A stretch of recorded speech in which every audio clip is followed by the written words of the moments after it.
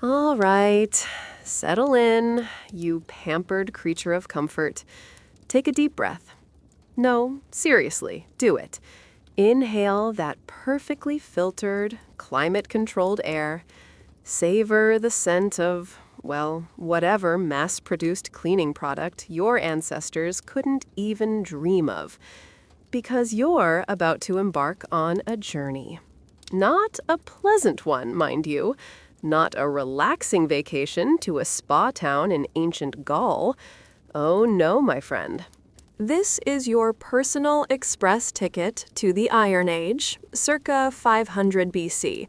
Consider it an interactive, full sensory immersion into a time before flush toilets, painkillers, or the blissful oblivion of a good Wi-Fi signal. We're going to spend the next 160 minutes together meticulously dissecting why, if you were to somehow materialize in a Celtic village, you wouldn't survive past, let's say, 11s. Or maybe your first attempt at communal dining. Spoiler alert, you're going to hate it. And frankly, they'd probably hate you right back. We're taking that quaint, romanticized notion you have of history, and we're setting it on fire, much like the Celts did to a Roman cohort every now and then. This isn't your grandma's PBS special. This is the unvarnished, muddy, visceral truth. And it smells. Trust me, it really, really smells. Now, before you start picturing brave warriors in spotless tunics with flowing red hair, meditating under mystical oak trees with wise, benevolent druids, let's hit the brakes. Hard. That's a lovely fantasy. It's also about as historically accurate as a unicorn riding a skateboard. The Celts, as a monolithic entity, never really existed in the way we often imagine. They weren't some unified nation with a single flag and a national anthem you could hum. Think of them more like a sprawling, dysfunctional family reunion that got way out of hand, spread across vast swaths of Europe. From the misty bogs of Ireland to the scorching plains of Anatolia, modern-day Turkey, for those of you who flunked geography, these were tribes, lots of them. Different languages, different customs, and a shared penchant for sharp objects and a distinctly unmodern approach to conflict resolution. We're talking about the Gauls, the Britons, the Celtiberians, the Galatians, a sprawling network of cousins, sometimes allies, more often bitter rivals. They were fierce, artistic, deeply spiritual, and prone to losing their temper. They were also, crucially, very much not you. And that, my friend, is where your problem begins. You'd stick out like a sore thumb. A very, very soft and vulnerable sore thumb. Let's get real for a second. You, sitting there, probably clutching a device that holds more processing power than entire ancient civilizations combined, are utterly ill-equipped for this. What do you take for granted? Oh, just the small stuff. The miracle of running water that doesn't have bits floating in it. The absolute wizardry of antibiotics that turn a deadly infection into a mild inconvenience. The unspoken social contract that says you generally won't be decapitated for a minor misunderstanding, or worse, for no reason at all. Your immune system, coddled by a lifetime of sterile environments and readily available medication, would fold faster than a cheap deck chair in a hurricane. Every sniffle, every cut, every questionable bite of food would be a roll of the biological dice. And speaking of food, your delicate digestive system, the one that sometimes struggles with a slightly spicy burrito, it would stage dive into a full-blown existential crisis after its first encounter with rancid meat, unpasteurized dairy, and fermented everything. You'd be a biological marvel of fragility, A walking, breathing incubator for every pathogen the Iron Age could throw at you. A living petri dish, essentially. So, why are we doing this? Why are we dragging you through this vivid, utterly uncomfortable historical nightmare? Well, partly to lull you into a false sense of security with meticulously researched historical facts. We want you to feel like you're learning something important. And you are. You're learning that history, while fascinating, was deeply, profoundly inconvenient for anyone without an iron stomach and a complete disregard for personal safety. Our primary goal, however, is to explain, in excruciating, vivid, and often darkly humorous detail, why your survival rate in a Celtic settlement would be significantly lower than a Roman legionnaire's helmet after a particularly enthusiastic charge. We want you to emerge from this, if you do emerge, with a renewed, almost evangelical appreciation for your heated mattress pad, your noise-canceling headphones, and the sheer genius of indoor plumbing. Or, failing that, you might just fall asleep. And honestly, given the relentless misery we're about to describe, falling asleep might be the kindest fate. We wouldn't blame you. But please, try to stay awake. You wouldn't want to miss the part about the lice. All right, imaginary traveler, let's picture your arrival. You've somehow skipped the inconvenient time travel process, and you're just there, standing, confused, and probably already shivering. The first thing you'll notice, after the shock of not having your phone, your smartwatch, or even a basic map app, is the profound, terrifying lack of, well, anything familiar. No GPS to tell you where the nearest artisanal coffee bog is. No Yelp reviews to warn you about the aggressively territorial wolves in that particular cluster of ancient oaks. Your carefully curated packing list, with its merino wool base layers and emergency protein bars, is hilariously, tragically useless. You won't have your stylish, waterproof hiking boots. You won't have a compass, let alone a satellite to guide it. You are, in essence, a high-tech brick in a forest of profound ignorance. The landscape itself becomes your first enemy. It's not just nature. It's a vast, indifferent, and utterly hostile expanse that actively wants to impede your progress, confuse your senses, and probably eat your feet. Forget the quaint, well-tended paths of a modern nature reserve. There are no paved roads here, no neatly graveled cycle paths. What you get are rutted tracks, carved by millennia of animal hooves and the clumsy wooden wheels of ox carts. These aren't routes, they're suggestions. Suggestions usually made of mud so thick and tenacious it could swallow a small child, or packed earth punctuated by rocks perfectly shaped to twist an ankle. Every step is an effort, every journey an ordeal. You're not just walking. You're navigating an obstacle course designed by a particularly sadistic deity. And the wildlife? Oh, it's not the cute kind. This isn't a Disney movie, friend. We're talking real, snarling, fang-bearing predators. Wolves, bears, and wild boars roam these woods, and they don't care about your delicate sensibilities or your vegan diet. They see you as a relatively soft, slow-moving protein source. The infrastructure? It simply doesn't exist. No signposts, no cozy inns offering a hot meal and a relatively clean bed.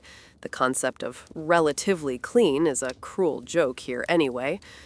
Just more trees, more mud, and the constant, gnawing threat of being hopelessly lost in a world that doesn't care if you ever find your way out. You'd feel the dampness seep into your very bones, the chill wind whip around you, and a primal fear you hadn't realized still existed. Ah, the bog. More than just wet ground, isn't it?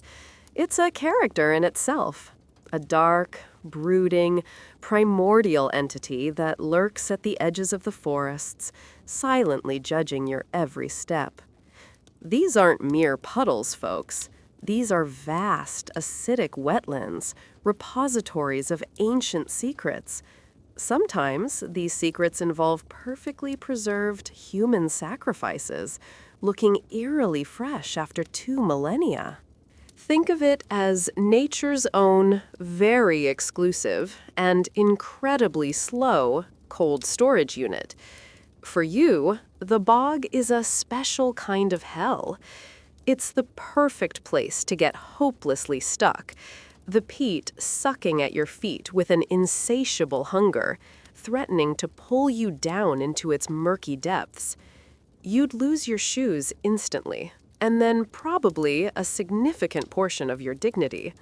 The struggle would be exhausting, humiliating, and utterly terrifying. And the smell. Oh, the smell.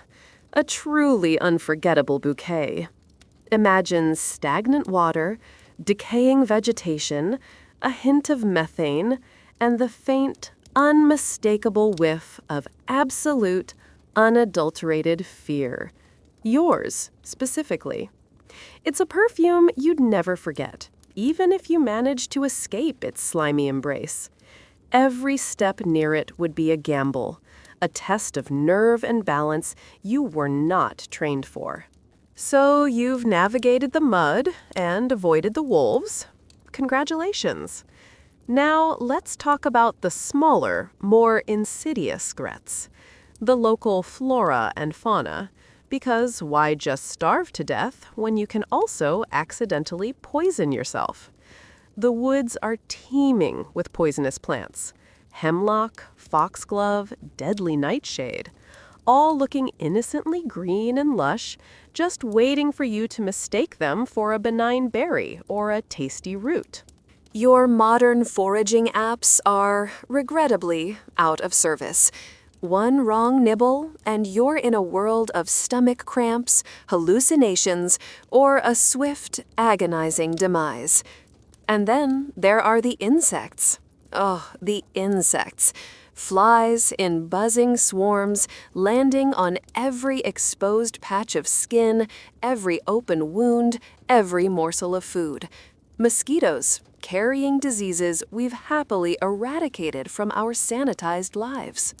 Ticks, silent and persistent, embedding themselves in your flesh, ready to transmit ancient pathogens that your 21st century immune system wouldn't even recognize, let alone fight. The constant, high-pitched hum of nature, my friends, isn't a soothing lullaby here. It's the relentless, omnipresent chorus of tiny, chitinous things actively trying to kill you, one bite, one sting, one insidious germ at a time. Every breath of fresh air would feel like a challenge. Let's talk fashion, specifically battle fashion, because if you're trying to impress, or more accurately, terrify your enemies in the Iron Age, subtlety isn't the name of the game. Enter the infamous battle nudity. Yes, you heard that right. Nudity. Psychological warfare, ancient historians breathlessly reported. A display of utter contempt for danger, they'd write. Hypothermia.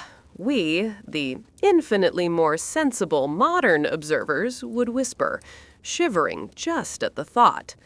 Imagine yourself stark naked, charging into a skirmish. The wind, the cold, the sheer awkwardness.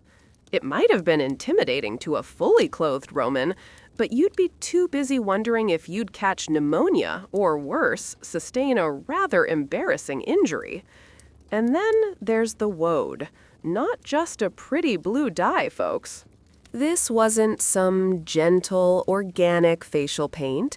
This was a full-body application, a striking cerulean pigment that, while making you look absolutely terrifying, probably also gave you a delightful all-over rash.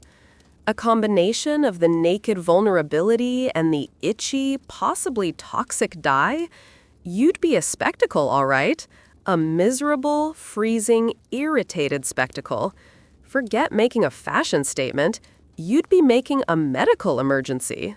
Now, if you weren't opting for the birthday suit of terror approach, your daily wardrobe would be marginally more practical. Emphasis on marginally. We're talking wool, linen, and leather. Sounds rustic, doesn't it?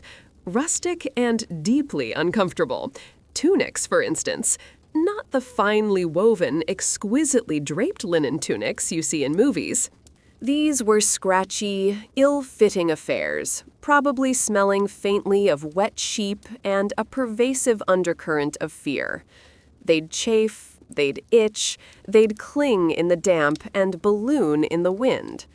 Breeches? Not the tailored, form-fitting trousers you might envision. Think more along the lines of a couple of burlap sacks tied around your waist with a length of rough cord. Stylish? They were not. Comfortable? Even less so. And then there are the cloaks. Your primary, and often only, defense against the relentless elements. Thick, heavy, and likely teeming with fleas, lice, and whatever other tiny horrors decided to make a home in the wool. Every layer would be a sensory assault, a constant reminder of the sheer discomfort of Iron Age life. You'd dream of a simple cotton t-shirt, a clean, fresh, synthetic blend t-shirt. In the Iron Age, personal grooming was less about aesthetics and more about, if it ain't falling out, it's fine. Your hair? Forget your carefully coiffed modern hairstyle. We're talking long, wild, unwashed strands that would quickly become a perfect multi-story condominium complex for lice, fleas, and any other tiny, unwanted tenants looking for a warm, sheltered spot. Brushing would be a luxury, washing a rare event. Beards and mustaches? Glorious, fierce, intimidating. Also, probably full of old food, stray bits of mud, and whatever insects decided to take up residence. These weren't styled follicular masterpieces. They were primal statements. And then, for the truly dedicated, there was the legendary lime washing of hair, a fashion statement that also doubled as a weapon. Warriors would stiffen their hair with lime and water, creating terrifying, spiky top knots. Imagine the burning sensation, the scalp irritation, the sheer, unadulterated damage to your hair follicles. You'd emerge from this process looking like a punk rock porcupine, ready for battle, and probably in desperate need of a deep conditioning treatment and a dermatologist. Your hair would be crunchy, stiff, and utterly ruined. Forget your delicate gold chains or your understated signet rings. Celtic jewelry was a different beast entirely. Less bling, more clang. The most iconic piece, of course, is the torque. These weren't subtle accessories. Heavy neck rings, often made of twisted gold, silver, or bronze. Beautiful, yes. Incredibly intricate, absolutely. But also a constant, weighty reminder of how much metal you were dragging around your neck all day, every day. Imagine the sheer muscle strain, the constant pressure on your cervical spine. It's a statement piece that screams, I am important, and also, I have a permanent crick in my neck. Brooches and pins were essential, not just decorative. They were the original fashion tape, vital for keeping your scratchy, ill-fitting garments from falling off your person in an embarrassing, or worse, battle-compromising fashion. No designer brands here, no mass-produced trinkets. Every piece would be the result of a local craftsman's sweat, toil, and a lifetime of hammering metal over a roaring fire. Each piece would tell a story, or at least clink with one, as you navigated your miserable, unhygienic day. Wake up! If you even manage to sleep through the cold and the rustling creatures, that is. What's for breakfast? Well, lucky you, it's gruel. And if you're extra lucky, it might be slightly different gruel than yesterday, made from whatever grains were available: barley, oats, maybe a bit of wheat. It would be lumpy, watery, and utterly devoid of flavor beyond the faint, earthy taste of the grains themselves. No coffee, obviously. No sugar to sweeten the bitterness of reality. No artisanal avocado toast. No delightful scrambled eggs. Just a lukewarm, grayish bowl of despair, likely served in a roughly hewn wooden bowl. And let's be honest, there's a distinct possibility you'd find an insect or two in your morning meal. A little extra protein, right? Or perhaps a bit of stray thatch from the roof. You wouldn't complain, though. Hunger would quickly teach you the virtue of not being picky. You'd just stir it with a finger, grimace, and try to get it down. Your stomach, however, would have other plans. You'd already be missing your carefully curated cereal. If breakfast was a lament, lunch and dinner would be a slightly more substantial, though no less challenging, affair. If you were lucky and had a successful hunt or raid, you'd get meat: boar, venison, perhaps a bit of cattle, cooked over an open fire, usually without the benefit of anything resembling modern culinary precision. This means it would be charred on the outside, probably raw and bloody on the inside, and invariably tough. Imagine trying to chew through sinewy, improperly cooked meat with teeth already compromised by poor hygiene. Then there are the root vegetables: carrots, parsnips, wild leeks. Earthy, gritty, and often bitter. They weren't peeled with precision tools. They were scrubbed, often inadequately, and boiled or roasted. And the bread? Flat breads, dense and heavy, made from various grains. Perfect for cracking a tooth if you weren't careful. The general lack of spices, unless you count the pervasive aroma of smoked over a dung fire, would make everything rather bland, yet powerfully distinct. You'd taste the smoke, the grit, and the effort in every single bite. Your palate, accustomed to complex flavor profiles, would be utterly assaulted. All right, so you've choked down your meal. Now for something to wash it down. Your primary beverage of choice, if you had any sense, would be ale. Weak, cloudy, and probably tasted like a blend of dirt, yeast, and profound regret. It was fermented, which made it safer than the untreated water, but don't expect a craft brew experience. This was your hydration, your mild intoxication, and your only real escape from the constant grimness. For special occasions, or when you truly needed to forget your predicament, there was mead. Fermented honey wine. Sweet, potent, and probably giving you a headache the size of a hill fort. But then there's the water. The glorious, life-giving water. Except here it's untreated, unboiled, and brimming with exciting new pathogens eager to make your acquaintance. Giardia, cholera, dysentery, pick your poison. Every sip would be a gamble, a silent prayer that this particular stream wasn't downstream from a recently deceased badger or someone's conveniently located latrine pit. You'd learn to crave the mild buzz of the ale just to avoid the watery Russian roulette. Let's be clear. The fork was centuries away from making its elegant debut. Spoons were rare, usually carved from wood or bone, and likely shared. Dining in the Iron Age was a tactile, primal experience. You ate with your hands. And if you had a knife, it was for cutting tough meat, not for delicate maneuvering of vegetables. Imagine tearing chunks of tough meat, dipping your unwashed fingers into communal stews, and wiping your greasy hands on your already filthy tunic. It's an intimate, hands-on approach to gastronomy that your modern sensibilities would recoil from. And speaking of communal eating, sharing is caring, right? Especially when everyone has the plague. Every shared bowl, every collective reach would be a delightful vector for whatever delightful disease was making the rounds.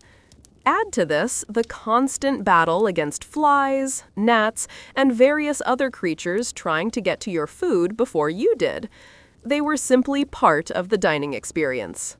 You'd be covered in grease, grime, and the sticky residue of a meal fought for, rather than politely consumed.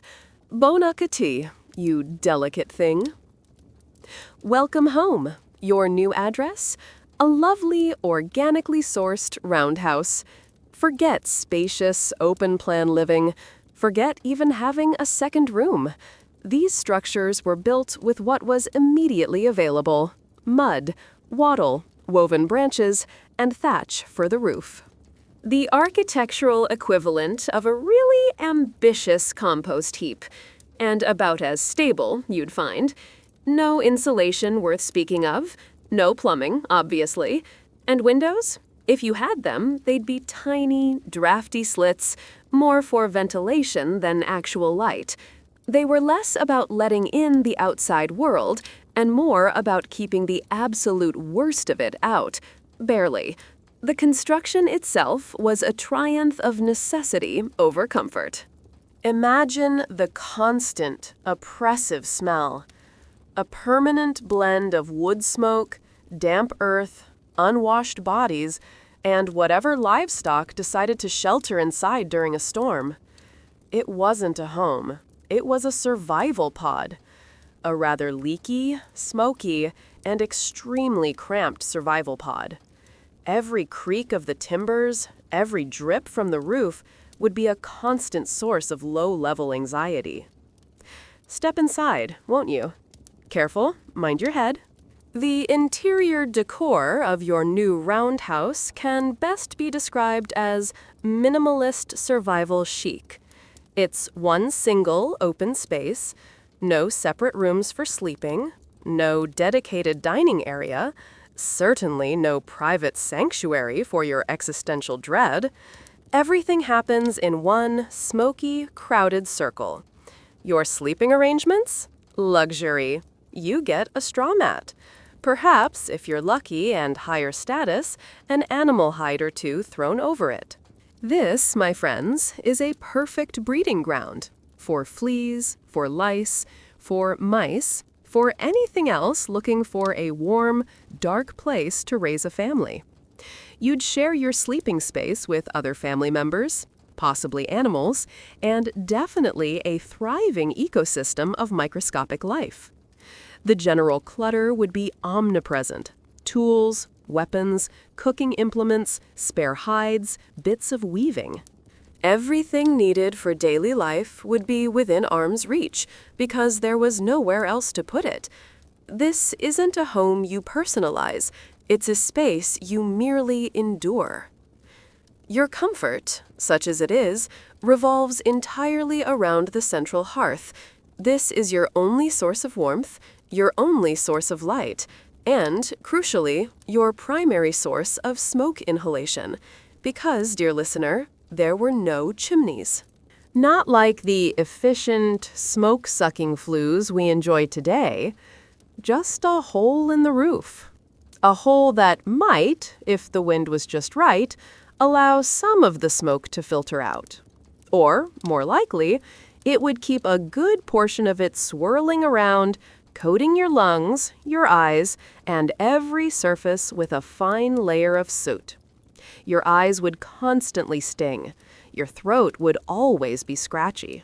The air would be thick and heavy, a constant assault on your respiratory system. And even during the day, your hut would be a dark, shadowy place. Firelight would flicker, casting dancing shadows, but true illumination was a rarity. You'd live in a perpetual state of gloom, your vision straining, your senses dulled by the smoke, and your mood perpetually set to melancholy.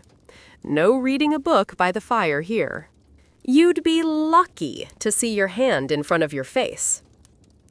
And now, for the pièce de résistance of your rustic abode, the sanitation. Or, more accurately, the glorious, liberating lack thereof. There are no toilets, no flushing contraptions, no porcelain thrones, no sewage system, no septic tanks.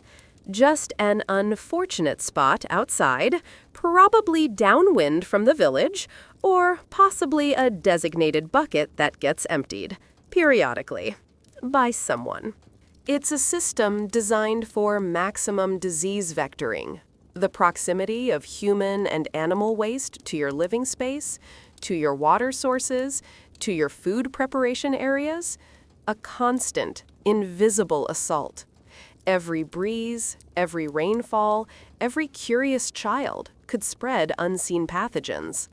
The general griminess would be pervasive, mud tracked in on every foot, dirt clinging to every surface, animal droppings from the livestock that share your space. You'd live in a constant state of mild filth, your modern sensibilities screaming in protest.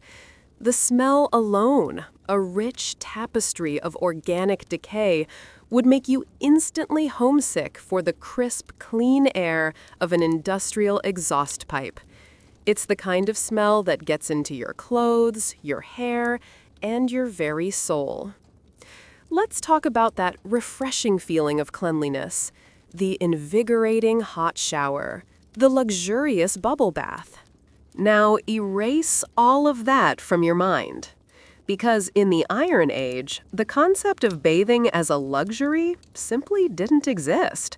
It was a chore, a cold, arduous, and probably infrequent chore. No hot running water, obviously. No delightfully scented soaps, not as we know them. Just cold, often murky water hauled from a stream or a well. Imagine stripping down in the bracing air, possibly near a public water source, and attempting to remove weeks, if not months, of accumulated grime with nothing but cold water and maybe a handful of sand or a rough cloth. It wasn't a thorough cleaning. It was primarily about removing visible dirt. The idea of killing germs? Utterly alien. You'd constantly feel a film of something on your skin, a sticky residue that hot water and soap usually banish. The very notion of being clean was vastly different. It meant not actively caked in mud. Your pores would practically scream in protest. And your hair? Oh, your beautiful, silky shampoo commercial hair. Say goodbye to it. Brushing would be an infrequent activity. Washing, even less so. Your scalp would become a thriving ecosystem. Lice and fleas weren't just an occasional nuisance. They were constant companions. They were simply a fact of life, an unavoidable aspect of sharing close quarters with other humans and animals. Imagine the incessant itching, the maddening, crawling sensation that never truly goes away. You'd quickly get used to the delightful experience of someone else, probably a family member, picking lice from your hair. A bonding experience, some might say. A horrifying, squirm-inducing reality, we say. Your hair would be greasy, matted, and an excellent example of sustainable agriculture for parasitic insects. Forget volume, shine, or split ends.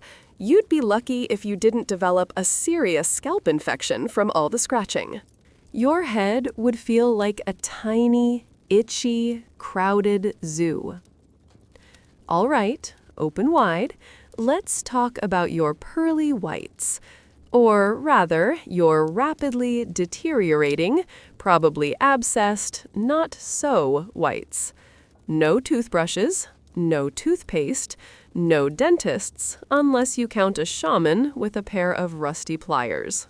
A diet of coarse grains, tough meat, and absolutely no refined sugar might prevent some of the cavities we're familiar with, but it would wreak havoc in other ways.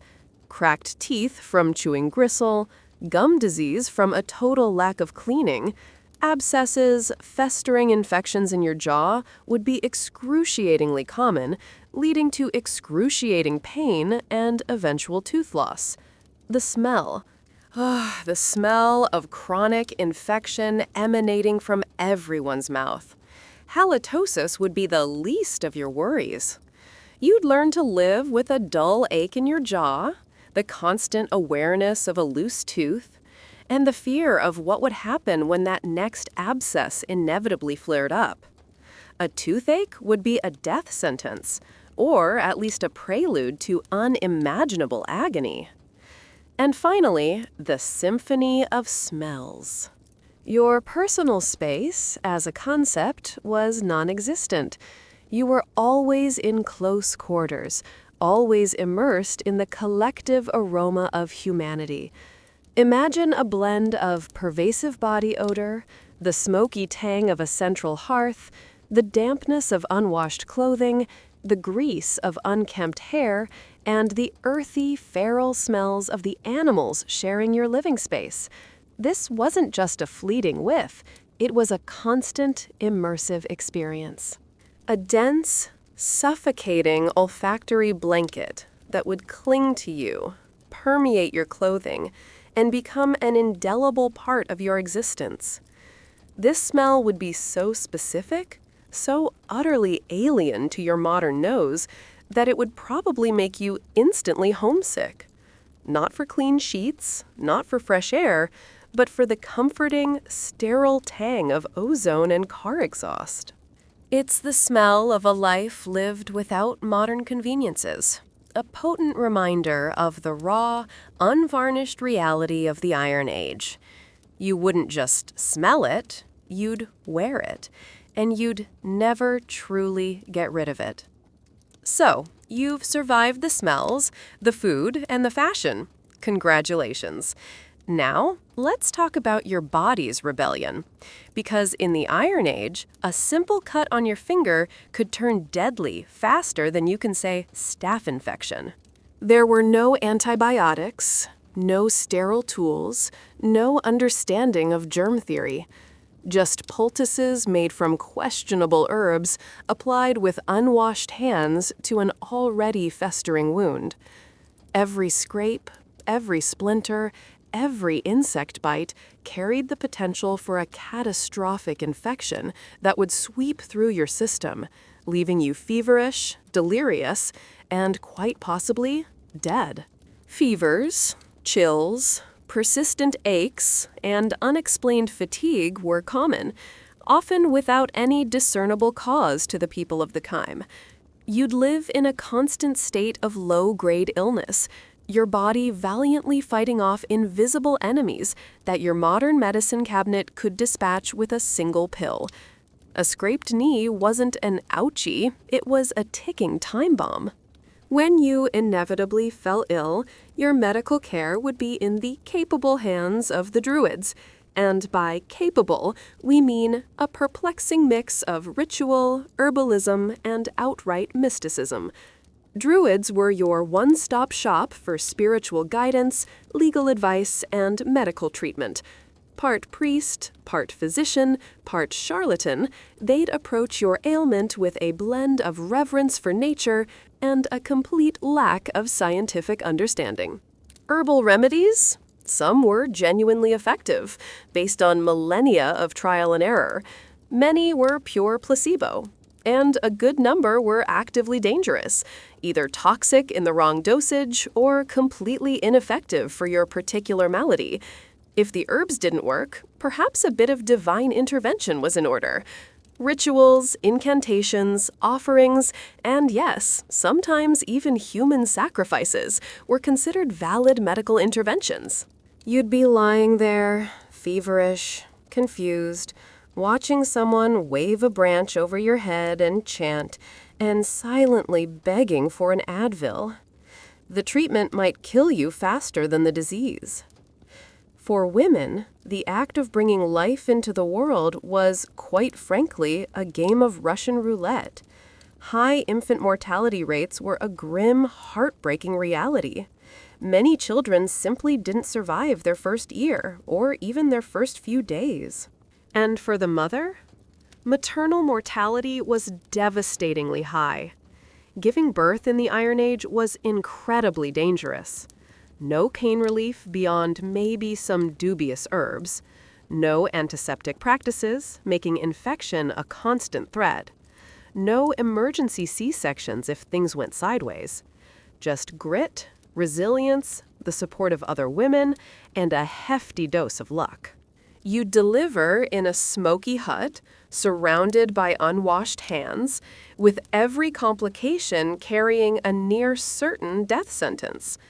The joy of a new life would be inextricably linked to the profound, terrifying risk of losing two.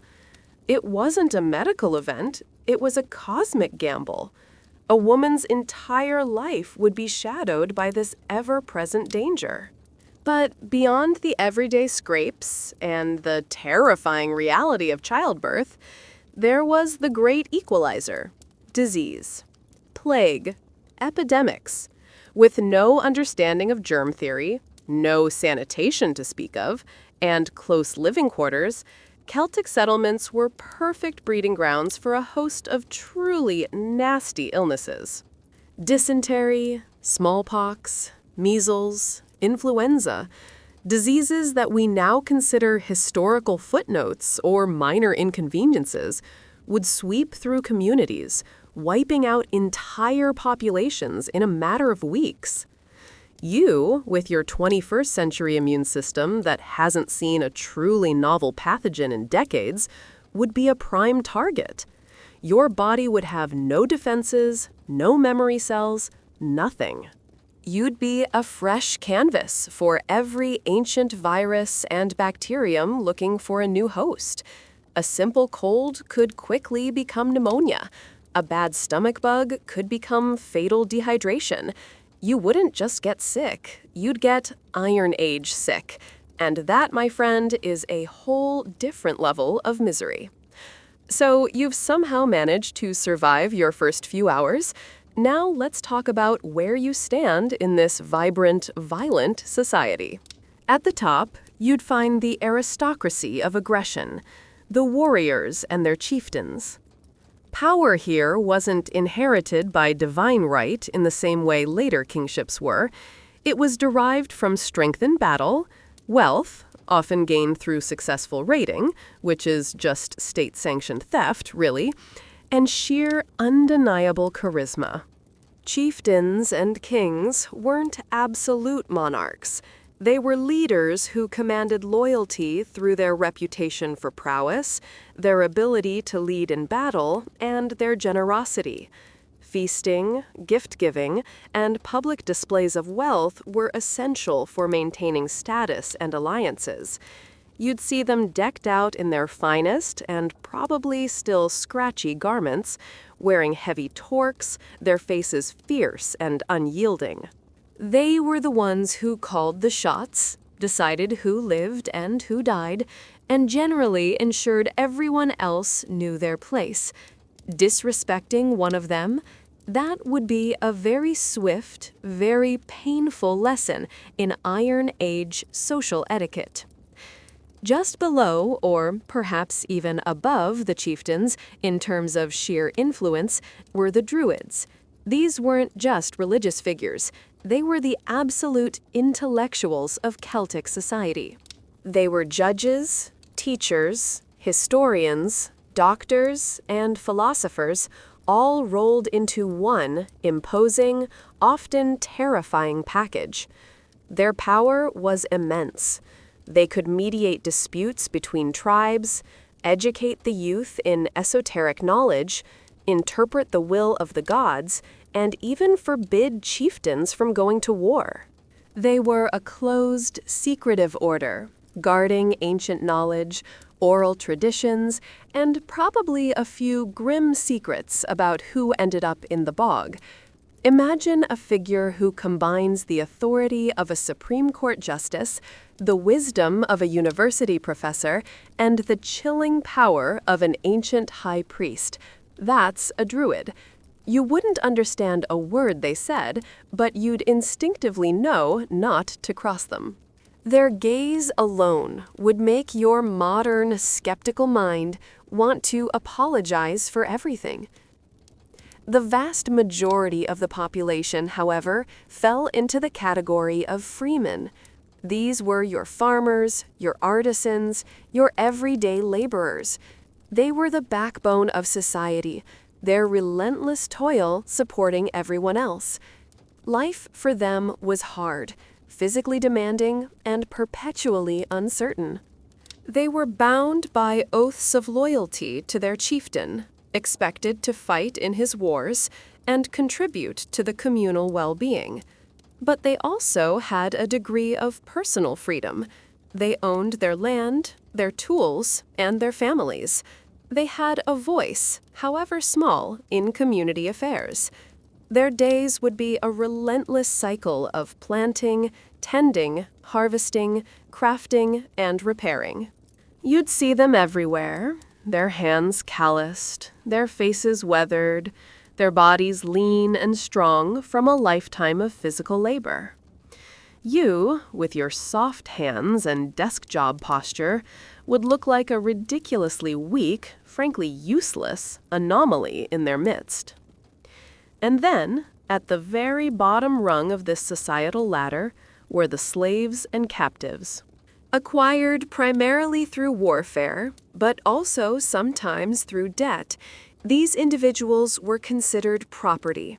They had no rights, no freedom, and no recourse.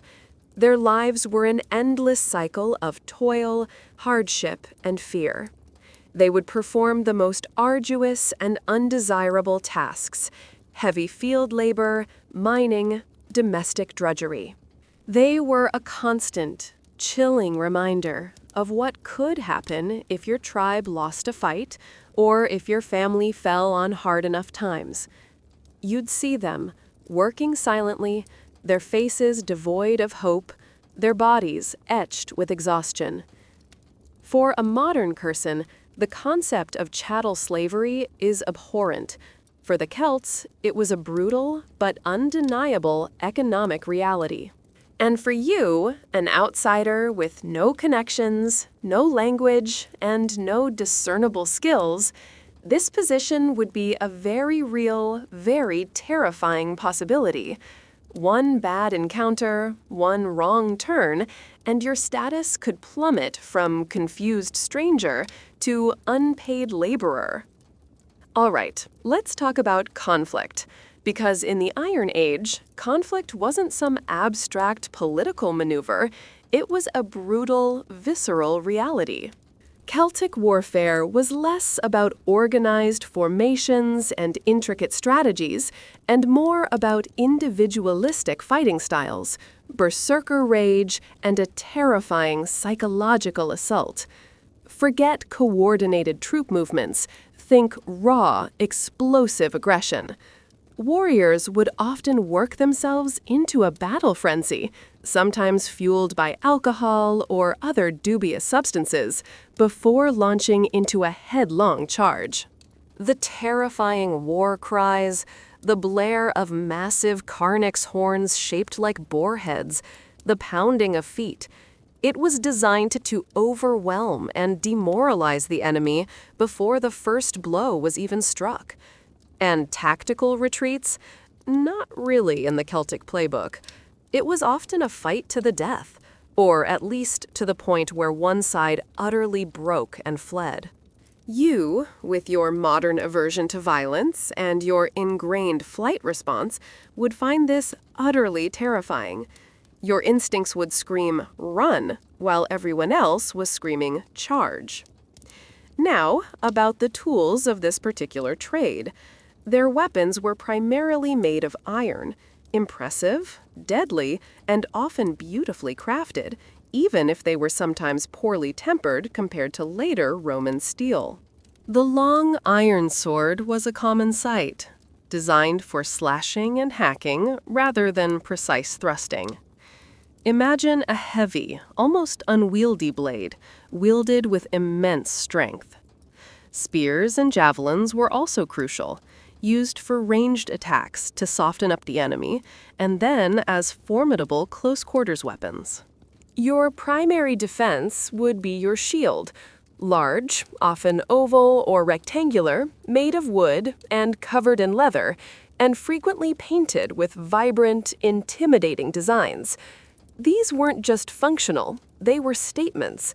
Helmets and mail shirts, woven from thousands of tiny iron rings, offered crucial protection, but they weren't universally available. These were for the elite warriors, the ones who could afford such luxuries. You, of course, would have none of this. You'd be armed with, well, probably your wits.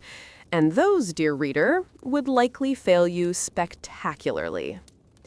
And now, for the most infamous and perhaps most chilling Celtic practice, headhunting. This wasn't just random barbarism, it was a deeply spiritual and status-driven act. Severing the heads of fallen enemies wasn't just about claiming a trophy. It was believed to capture the enemy's spirit, their strength, their essence. These grisly trophies would be displayed prominently, nailed to walls of houses, hung from horse bridles, or carefully preserved in cedar oil and stored in chests. Imagine the sheer, visceral horror of seeing this. The stench of decaying flesh, the sight of severed heads staring blankly from posts. It's a practice that would shatter your modern sensibilities, your comfortable notions of respectful treatment of the dead. For them, it was a profound act of power, a testament to victory, and a warning to all who dared challenge them. For you, it would be the ultimate nightmare fuel, a stark, undeniable reminder of the brutal reality you'd stumbled into. When not on the offensive, Celts knew how to defend. Their hill forts were impressive earthworks and timber palisades, strategically located on elevated ground. These weren't just walls, they were complex defensive systems designed to make any assault a costly, bloody affair. But defense was only half the equation. Raiding was a common, almost institutionalized form of economic activity. It wasn't just random violence. It was a means of acquiring livestock, resources, and slaves from neighboring tribes. A dangerous, but potentially very lucrative enterprise. It provided wealth and enhanced the chieftain's prestige. So, even if you weren't actively involved in a battle, you'd live under the constant, gnawing threat of intertribal warfare. Your settlement could be raided at any moment, your livelihood stolen, your family taken as slaves. The peace, when it existed, would be an uneasy truce, always on the verge of shattering. You wouldn't just be worried about Roman legions, you'd be worried about the guys next door. All right, let's talk spirituality.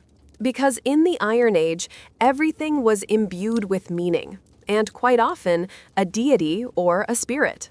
The Celts were polytheistic, meaning they had a vast, sometimes bewildering, array of gods and goddesses. But unlike the neat, organized pantheons of the Greeks or Romans, Celtic deities were often localized, deeply tied to specific natural features.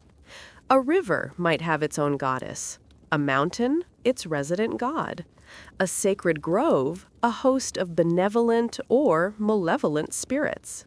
There wasn't a single, overarching mythology that neatly explained everything. Instead, it was a rich tapestry of local beliefs, traditions, and superstitions.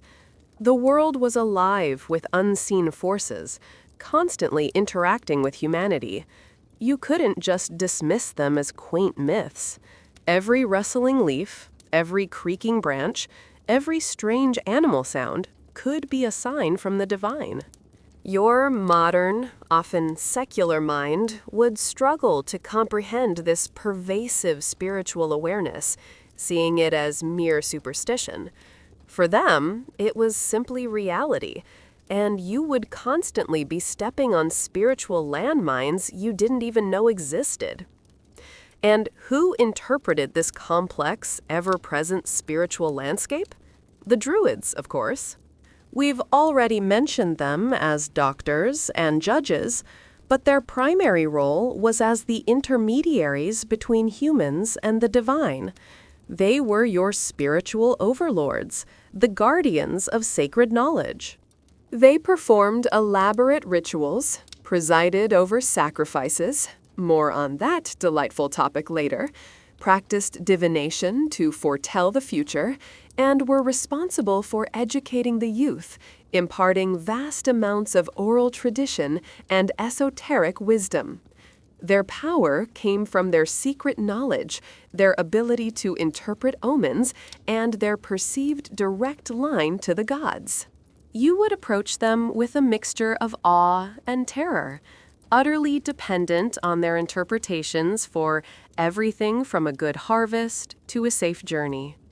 Your modern skepticism would be completely out of place.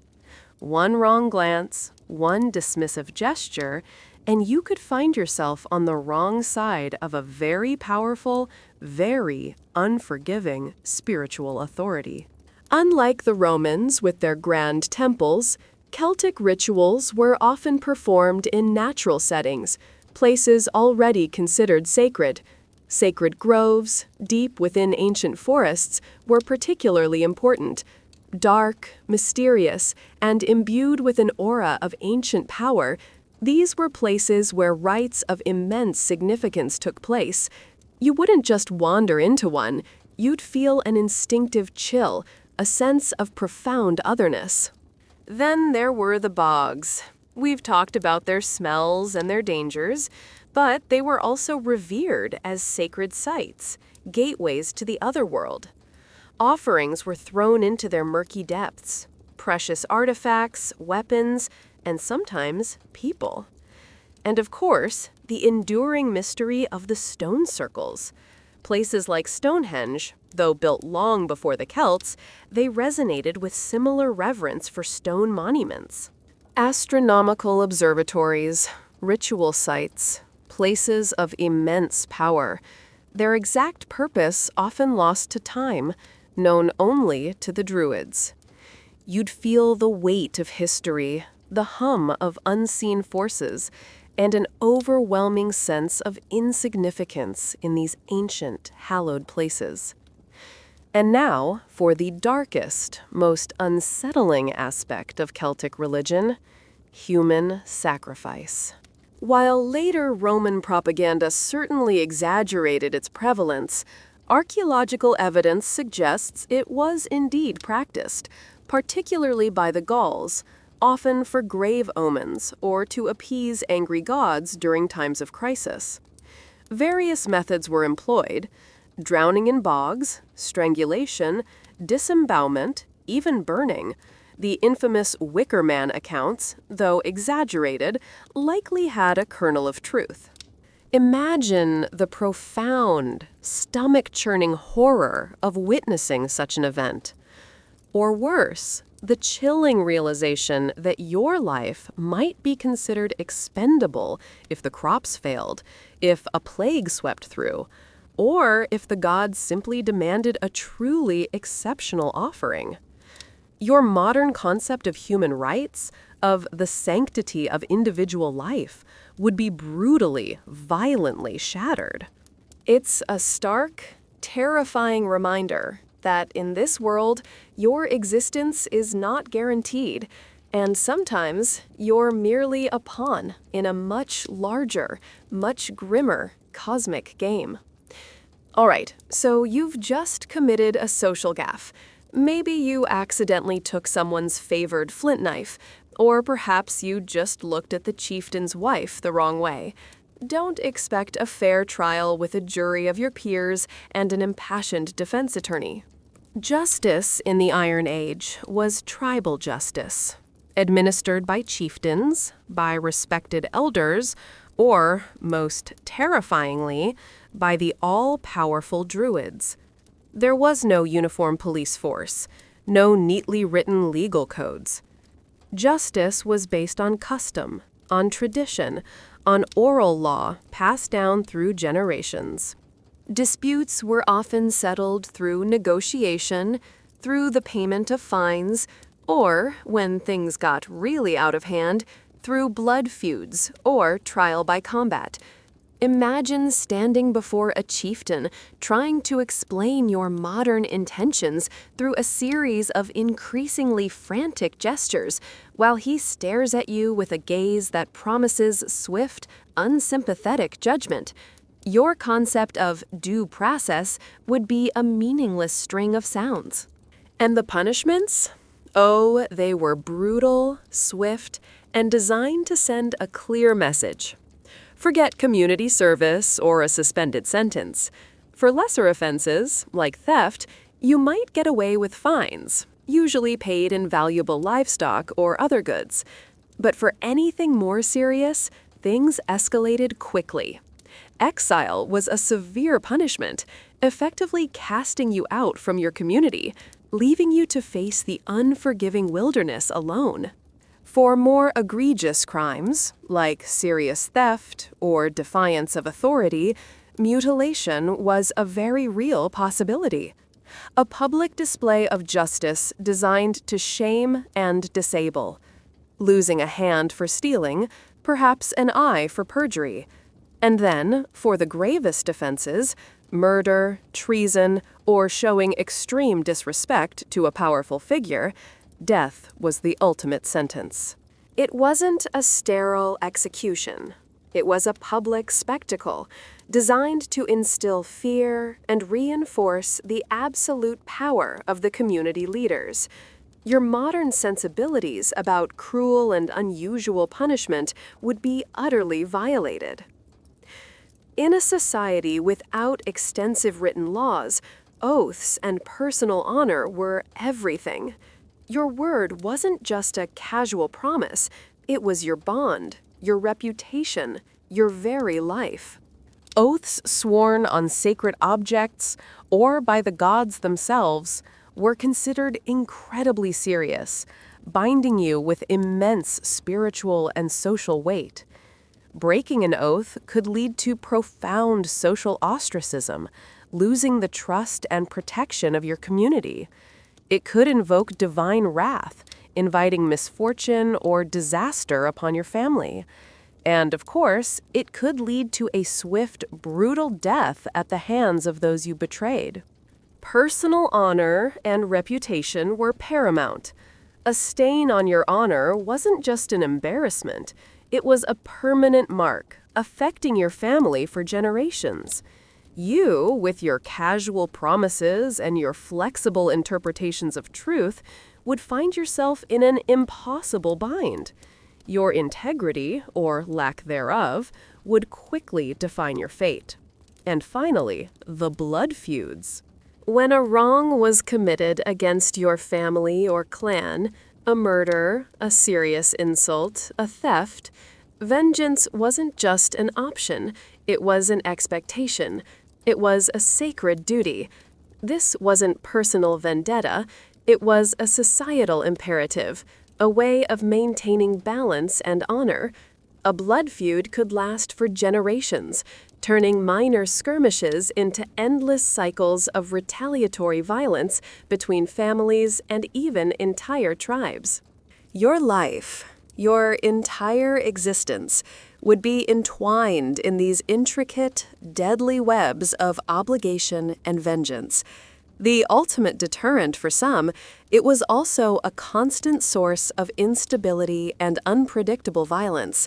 You'd find yourself inheriting animosities you didn't understand, caught in conflicts that had started long before you were born, and breaking the cycle, nearly impossible. You'd be a pawn in a game you never signed up for, where the stakes were always, always life and death. So you're not dead yet. Perhaps you've even assimilated a little. Now, let's talk about relationships. Marriage in Celtic society wasn't necessarily about romantic love, at least not primarily. It was a pragmatic union, often arranged for strategic alliances between families or tribes, for the transfer of wealth in the form of cattle or land, or simply to produce offspring and ensure the continuation of the lineage. Women, surprisingly, had more rights than in many contemporary societies. They could own property, they could initiate divorce under certain circumstances, and their dowries were often significant. But let's not romanticize it too much. Their roles were still largely defined by their domestic and reproductive functions. Polygamy was also sometimes practiced, especially by the wealthy and powerful, as a way to secure more alliances or produce more heirs.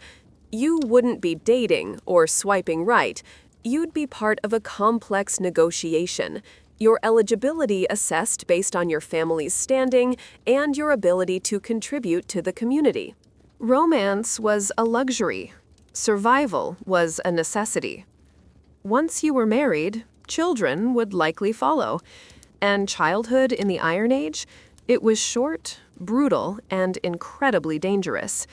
High infant mortality rates meant many simply didn't survive to see their first birthday, let alone adulthood. This wasn't a period of prolonged innocence and carefree play. Children were expected to contribute to the household from a very young age. Boys would begin warrior training and learn farming skills early, often by mimicking their fathers and older brothers. Girls would learn domestic skills, foraging, and crafts, becoming miniature versions of their mothers. There was no concept of a gap year or finding yourself. You found yourself by being useful. The emphasis was on resilience, practicality, and the ability to survive in a harsh world. You'd witness a pragmatism about life and death that would shock your modern, sensitive soul. Every child who made it to adulthood was a triumph of endurance.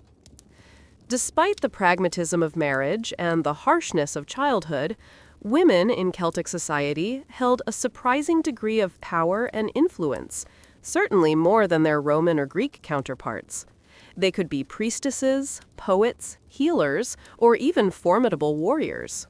Think of figures like Boudica, leading a revolt against the Romans, though slightly later than our Iron Age focus, she embodies the spirit. They managed the household, which was a massive undertaking, including agriculture, food processing, and crafts like weaving. Their status varied wildly depending on the tribe, their family standing, and their individual capabilities. But even with these rights and responsibilities, their lives were still incredibly perilous. Childbirth was a constant threat. Violence from rival tribes, or even within the community, was always a possibility, and their physical labor was relentless. You'd see women as strong, indispensable pillars of society, but ones who lived under a constant shadow of danger and discomfort. In the Iron Age, your family wasn't just the people you shared a roof with. It was everything. Your identity was inextricably tied to your kinship group, your clan. Loyalty to your kin was paramount, an absolute, unquestionable imperative. They were your safety net, your social security, your armed forces, and your gossip circle, all rolled into one. If you needed help, you turned to your kin. If you were wronged, your kin exacted vengeance. If you needed support, your kin provided it. Being ostracized from your clan was a fate worse than death itself. leaving you utterly alone and vulnerable in a world that would happily devour you. You wouldn't be an individual navigating your own path. You would be a thread in the intricate tapestry of your family and clan. Your decisions would impact them, and their decisions would define you. And for you, an outsider with no lineage, no connections, no clan, you'd be adrift, a ghost in a deeply communal society, completely unprotected. So, you're now a Celt. Time to earn your gruel. Your new job description? Farmer. And this isn't your weekend hobby farm, folks. This is subsistence agriculture, growing just enough to survive, with precious little surplus for comfort or trade. You'd be up at dawn, probably before, trudging out to the fields, plowing with oxen, hand-sowing seeds, harvesting with nothing more than a simple sickle. It's back-breaking, relentless work, performed in all weather, from the scorching sun to the freezing rain. There are no machines, no fertilizers, no pesticides. Just you, your sweat, and the capricious whims of nature. And the constant threat? Crop failure. A blight, a drought, a flood, or a band of raiders could wipe out your entire harvest, plunging your family and community into starvation. Every single grain, every single root would be a precious commodity, fought for against pests, weeds, and the ever-present hunger. You'd quickly realize your modern, stressful job was basically a vacation. Beyond farming, you'd be heavily involved in animal husbandry. Cattle, sheep, pigs, these weren't just farm animals.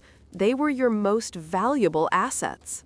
They provided food, hides for clothing and shelter, wool for textiles, and brute labor for plowing. Protecting your animals from predators like wolves and bears, from rustlers, and from disease was a full-time, nerve-wracking job. Imagine spending your days mucking out pens, milking by hand, shearing sheep with primitive tools, all in the bitter cold or the baking sun.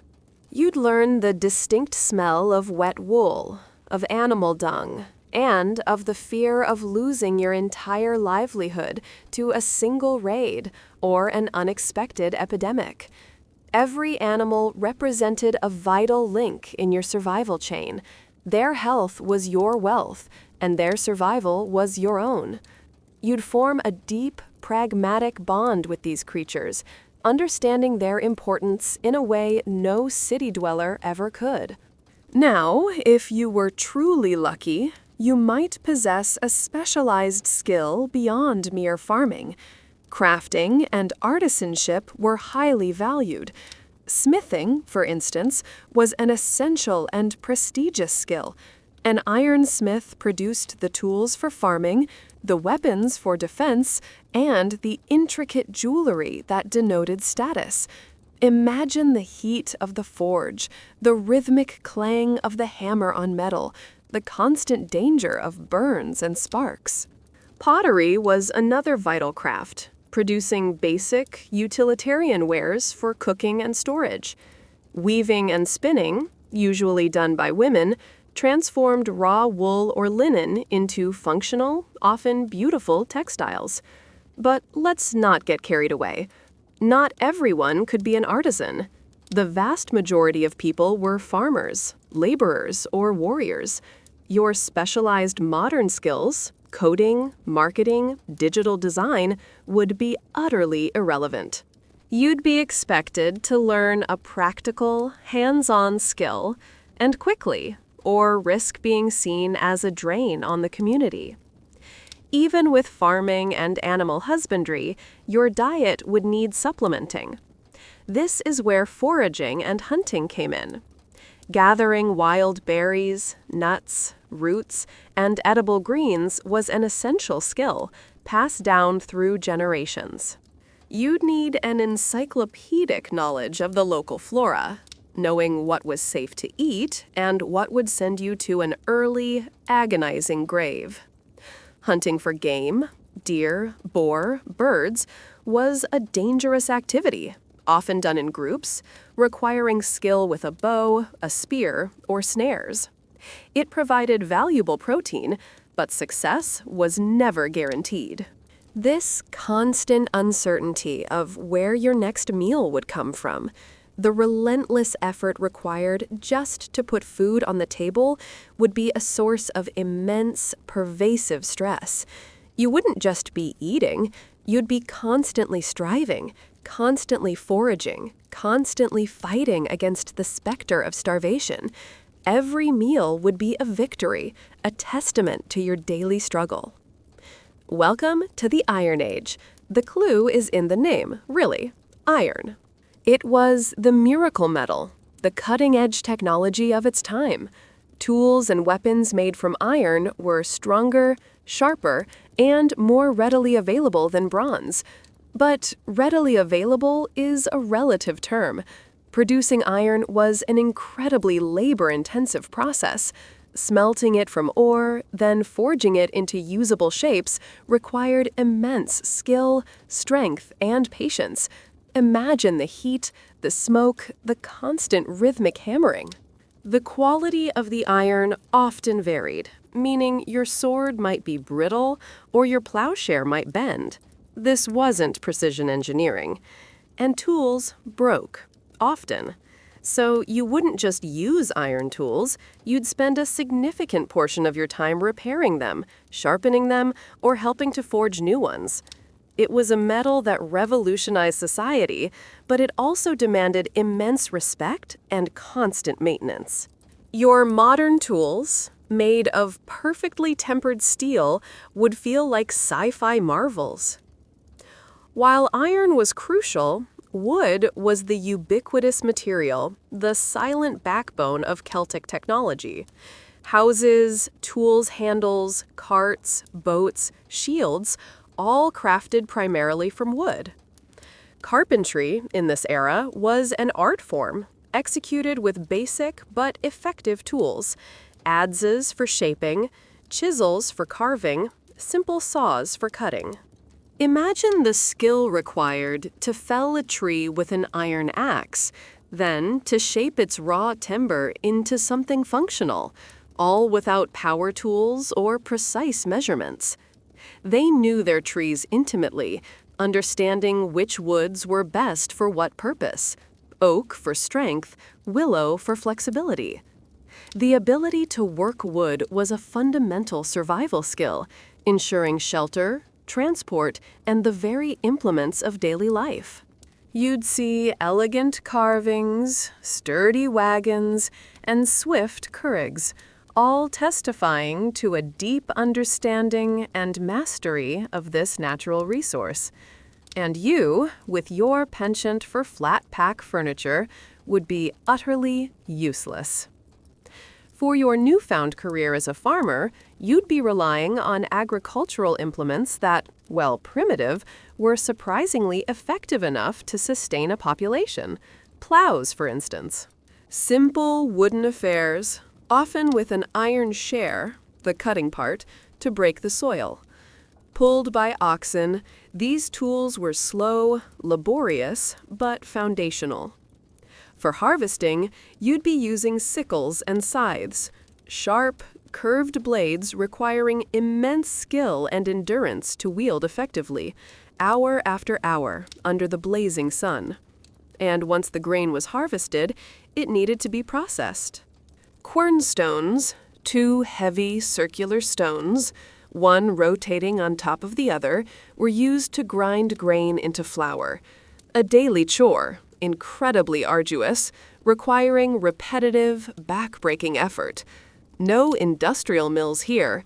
Every single loaf of bread, every bowl of gruel represented hours of manual grinding. You'd quickly develop formidable arm strength or simply collapse from exhaustion. Keeping food and supplies safe was a constant challenge. This is where pottery and storage technology came into play. Hand-built pottery, often made without a potter's wheel, was essential for cooking, storing liquids, and keeping perishables relatively safe. These weren't delicate ceramics. They were robust, utilitarian wares designed for daily use and abuse. Wicker baskets, woven from pliable branches, were also crucial. Often lined with pitch or clay, they could be made waterproof for carrying liquids or storing dry goods. But for larger-scale storage, especially of grains, underground storage pits were common. Lined with clay or wicker, these pits kept food cool, dry, and protected from pests and adverse weather. Imagine digging these pits, lining them, and then sealing them, all to protect your precious winter provisions. It was a battle against rot, vermin, and the elements, a constant struggle to ensure there was enough food to last until the next harvest. Your fridge and pantry would be missed profoundly. Even in a world of mud and misery, there was beauty. The Celts developed a distinctive art style known as latin, named after a site in Switzerland. Forget the realistic depictions of humans or animals favored by the Greeks and Romans. Latin art was abstract, curvilinear, a mesmerizing dance of spirals, swirls, and intricate knotwork. It was often found on metalwork, pottery, and stone, decorating everything from torques to weaponry. The beauty of these designs often belied the harshness of the lives of their creators. There was a sense of movement, of organic growth, sometimes even a hint of the grotesque or the otherworldly. Your modern eye would find it fascinating, complex, and sometimes a little disorienting. It wasn't art for art's sake, but art deeply integrated into their worldview, reflecting their connection to nature and the spiritual realm. You'd see these patterns everywhere, a visual language woven into the fabric of their lives, reminding you that even barbarians could be artists. Celtic metalworkers were incredibly skilled. They worked with gold, silver, bronze, and of course, iron. For the elite, this meant elaborate torques, those heavy neck rings we talked about, and intricate brooches, often adorned with the swirling lateen designs. These weren't just decorative, they were powerful status symbols, declarations of wealth and prestige. But their metalworking skills also applied to the tools of war. Weapons, swords, shields, helmets, were often beautifully decorated, showcasing both their lethal function and the artistic flair of their creators. Imagine a sword hilt intricately carved, or a shield boss embossed with stylized animal motifs. This blend of brutal functionality and artistic embellishment would be striking. It showed a culture that didn't separate art from life, even the most violent aspects of it. You'd marvel at the craftsmanship, even as you contemplated the deadly purpose behind it. Before the arrival of Christianity, Celtic stone carving was often abstract or animalistic, found on standing stones, rock faces, and cult images. These might depict horned gods, stylized animals, or complex linear patterns, their meanings often lost to us today. Then, later, with the coming of Christianity, came the truly iconic high crosses of early Christian Ireland and Britain. These monumental stone crosses, intricately carved with biblical scenes, knotwork, and abstract designs, represented a breathtaking fusion of traditional Celtic art and Christian iconography. They tell stories, provide devotional foci, and stand as enduring testaments to a powerful cultural synthesis. Even the older, pre-Christian standing stones, their purpose mysterious, would evoke a sense of awe. Were they astronomical observatories, ritual fights, places of power? The answers remain elusive, guarded by the secrets of the Druids. You'd feel the weight of deep time, the silence of ancient beliefs in these immovable, stony sentinels.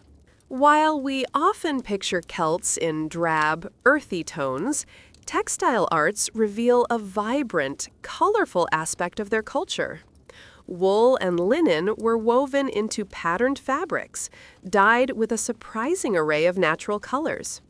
Woad gave them their characteristic blues and that delightful, itchy body paint. Madder root produced rich reds. Weld provided brilliant yellows.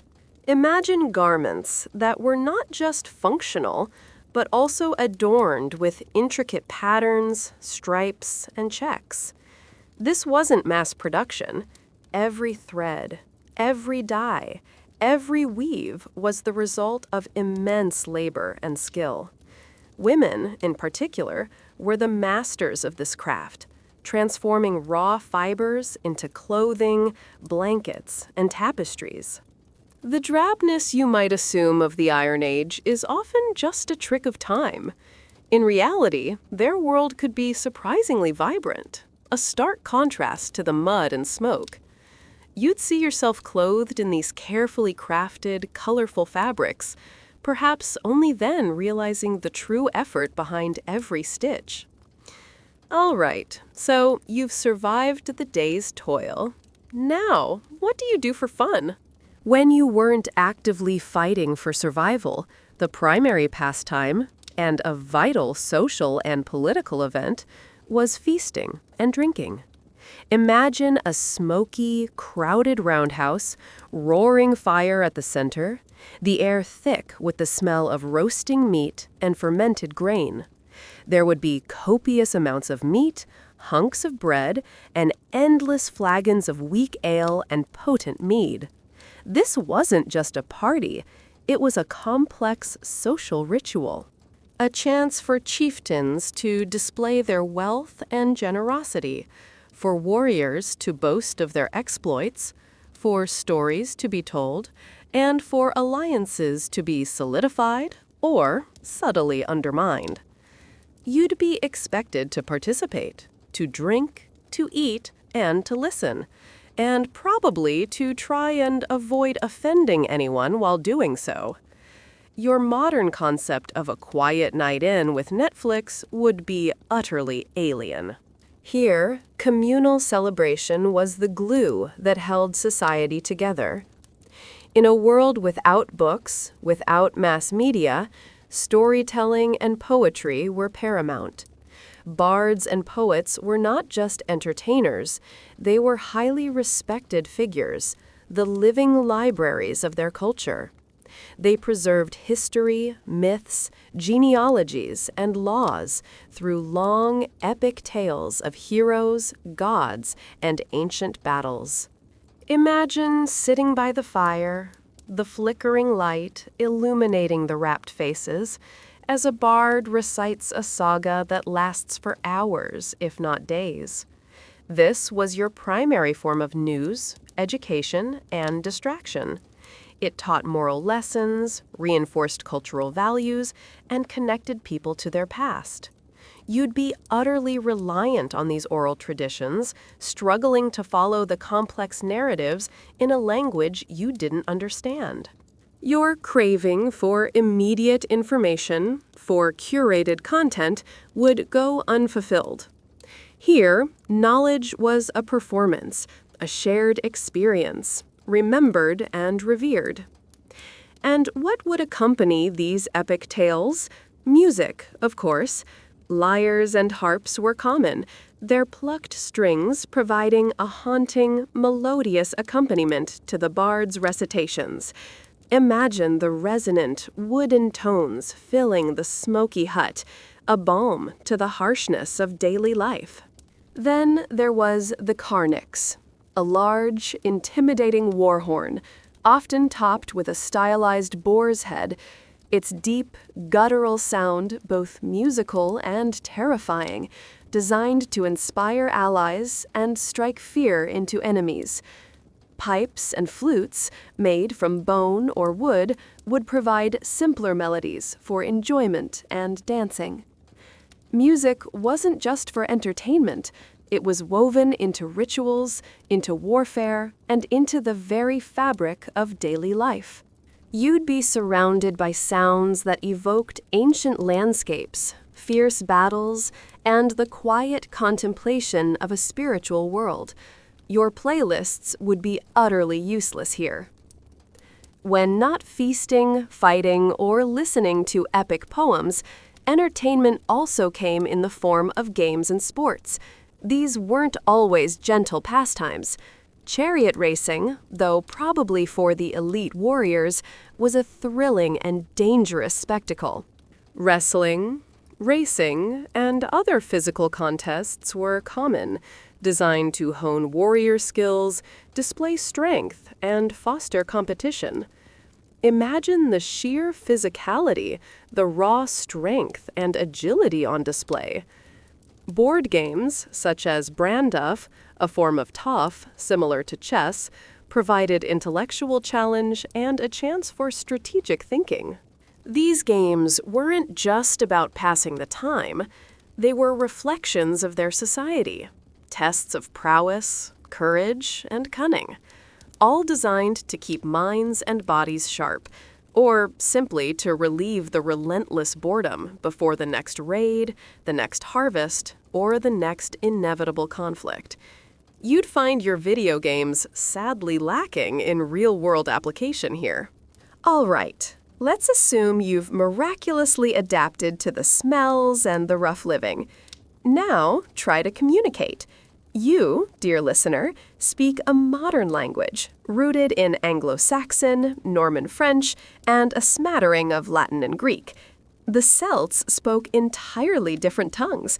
Primarily, you'd be encountering either Goidelic, ancestral to Irish, Scottish Gaelic, and Manx, or Brythonic, ancestral to Welsh, Cornish, and Breton. These are complex, ancient languages with incredibly intricate grammar, often bewildering word order, and pronunciations that would tie your modern tongue in knots. Imagine trying to decipher a sentence where the verb comes last, or where a single consonant can change its sound depending on the vowel next to it. Your modern ears, accustomed to the relatively simple rhythms of English, would likely struggle to even differentiate individual words, let alone grasp their meaning. You'd hear a torrent of unfamiliar sounds, a linguistic wall separating you from comprehension. Here's the rub. There's no universal translator, no handy app, no magical device. Trying to explain your predicament, that you're from the future, that you need antibiotics, that you simply want to go home, through rudimentary gestures would likely lead to profound confusion. Confusion that could quickly escalate to suspicion, or, worse, to being perceived as a madman, or a spy, or, most dangerously, a witch.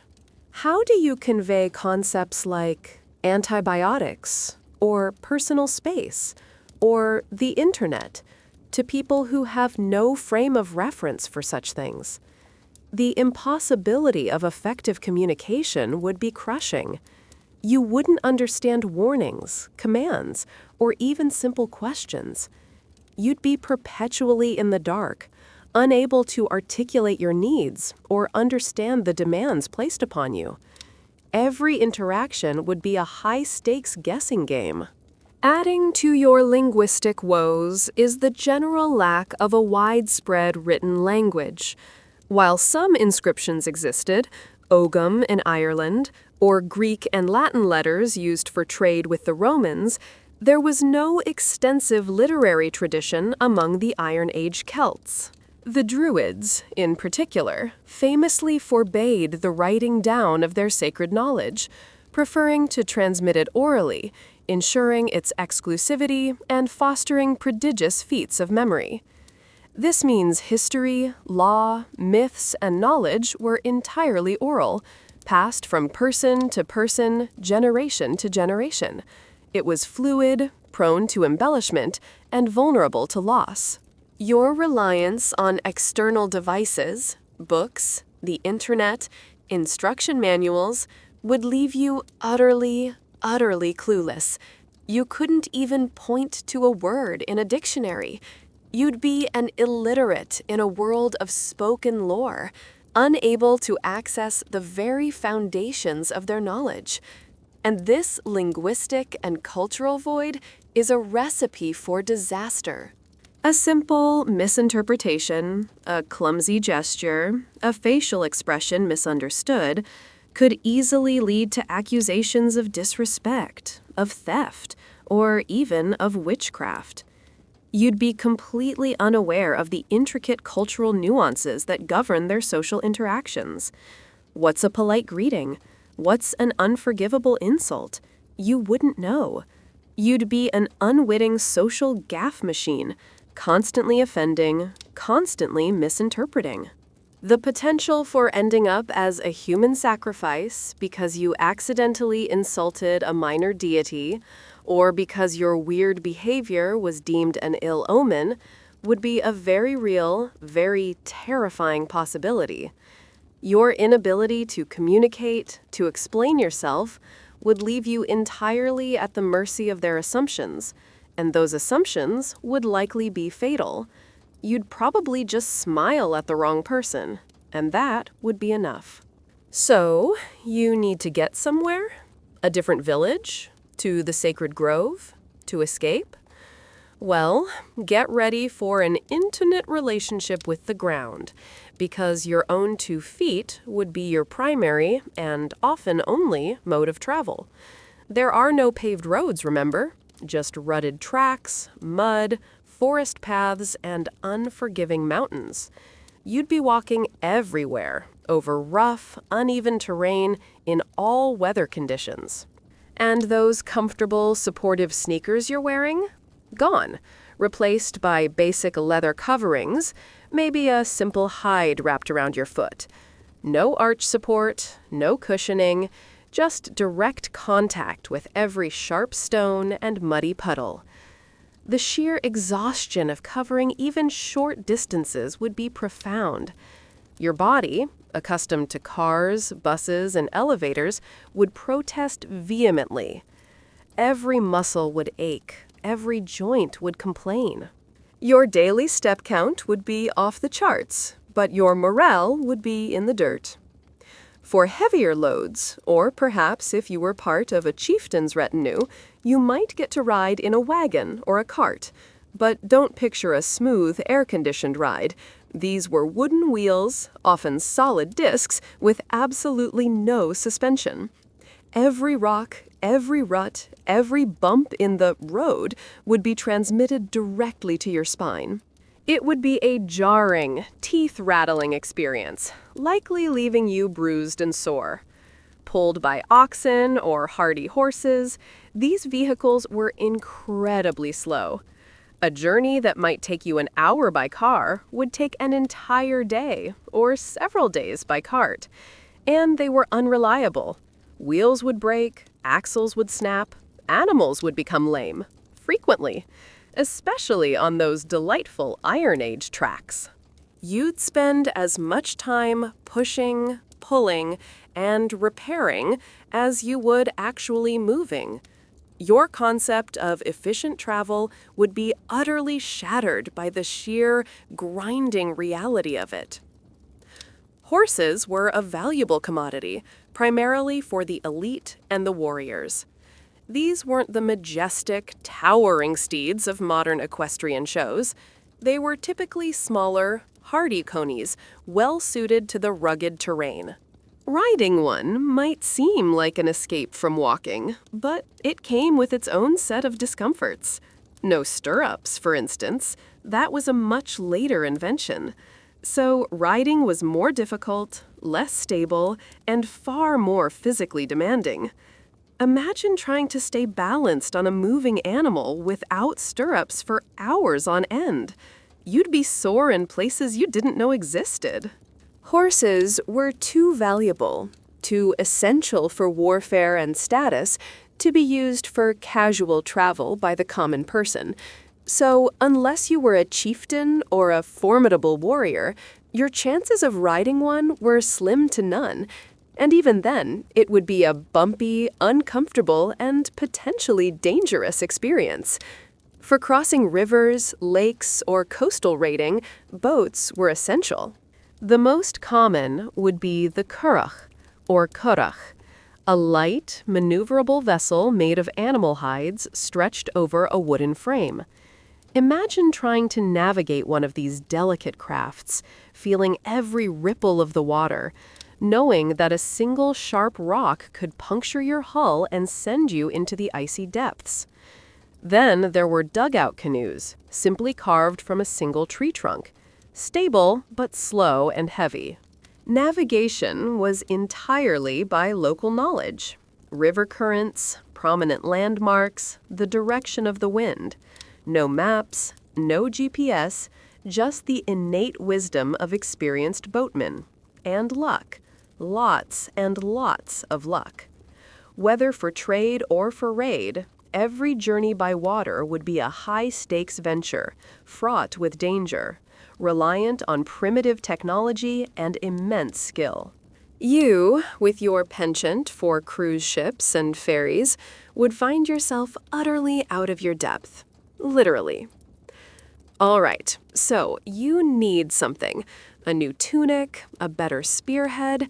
Don't reach for your wallet, because in the Iron Age Celtic economy, cash, as we know it, simply didn't exist. This was a pure barter system. And what was the most common unit of wealth and exchange? Cows. Yes, cattle were often literally currency. Imagine trying to buy something with a cow. I'd like that iron axe, please. I offer you half a cow. No, I think it's worth 3/4 of a cow. The haggling would be intense. Trade involved direct swapping of goods, grain for tools, hides for jewelry, labor for food. There was no universal price list, no fixed currency. The value of an item was determined by negotiation, need, and perceived worth. You'd quickly realize how much you rely on the abstract concept of money. Here, wealth was tangible, walked on 4 legs, or grew in the ground, and you'd be terrible at negotiating for it. While cows were common currency, some commodities were universally precious and drove much of the long-distance trade. Iron, for one. Essential for tools, weapons, and agricultural implements, it was often traded across vast distances, connecting disparate tribes. Imagine a world where the ability to cut wood or till soil depended on access to this vital metal. And then there was salt. More than just a seasoning, salt was crucial for preserving food, especially meat, throughout the long, lean winter months. It was a dietary necessity, vital for health. Its value was immense, often mined or harvested from salt springs and traded as a high-value commodity. These weren't just goods, they were lifelines. They spurred journeys, forged alliances, and sometimes started wars. You'd quickly learn to appreciate the immense value of something as simple as a lump of rock salt. But trade wasn't always a peaceful exchange of goods. Raiding was an institutionalized economic strategy, a brutal but effective form of wealth redistribution. Not just warfare, raiding was a calculated act to acquire livestock, goods, and slaves from neighboring tribes. It was dangerous, yes, but potentially very lucrative. A successful raid could enrich a chieftain and his warriors, providing them with resources, prestige, and the means to further their power.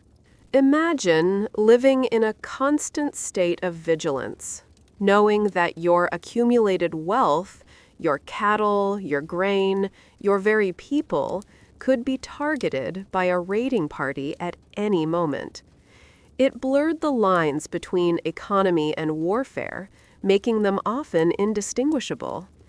You wouldn't just be worried about market fluctuations, you'd be worried about losing everything you owned in a sudden, violent assault. As the Iron Age progressed, and especially as the Roman Empire expanded, trade with the civilized world became increasingly important.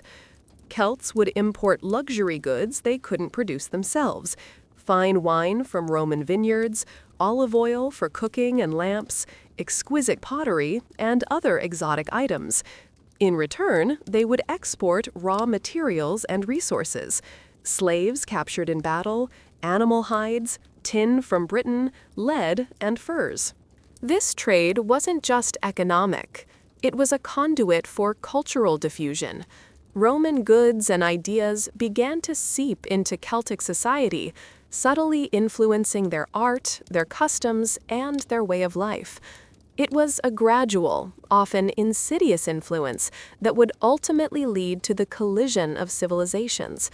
You'd see these Roman luxuries, symbols of an alien but powerful culture, and perhaps feel a pang of longing for the world you'd left behind. Let's clarify something crucial. While we're talking about the Celts, it's vital to remember that this was not a monolithic group. Much like calling all Europeans Europeans, it masks vast differences.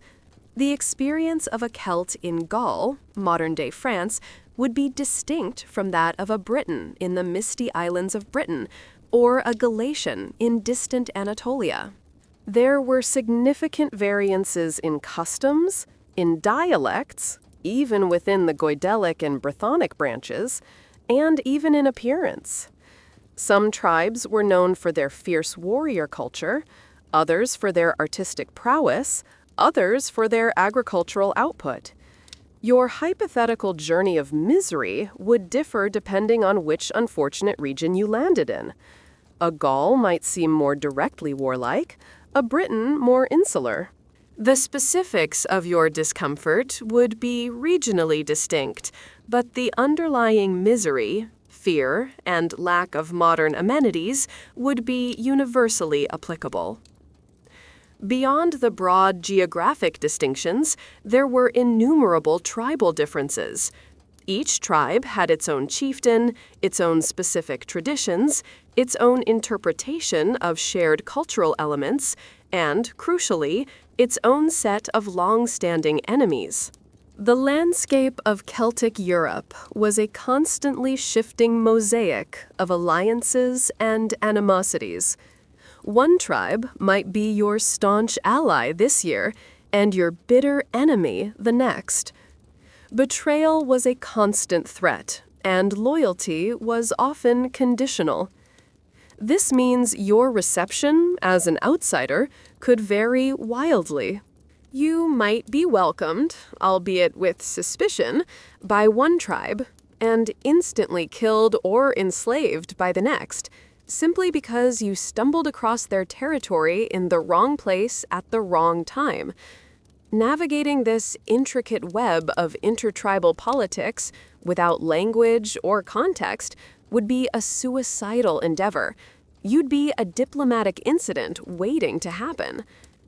It's easy to romanticize or demonize the Celts as pure barbarians. But they were far from static.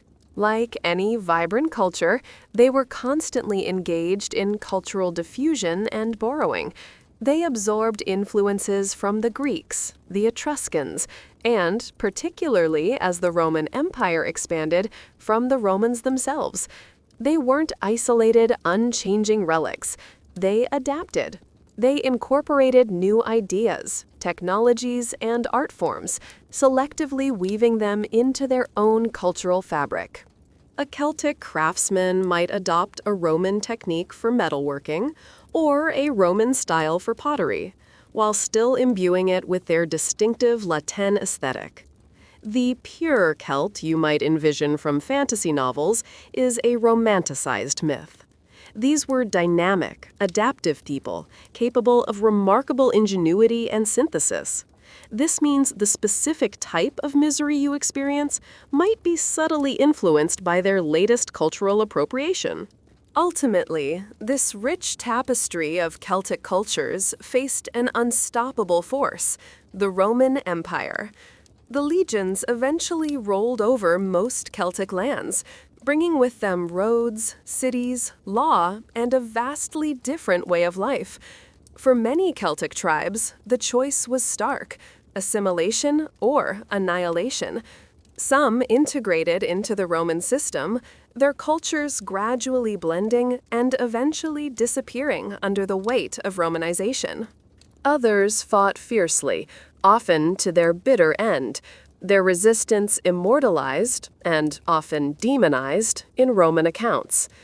The Celtic identity, as we now understand it, persisted most strongly on the fringes of the empire, in Ireland, which was never fully conquered, and in the Highlands of Scotland.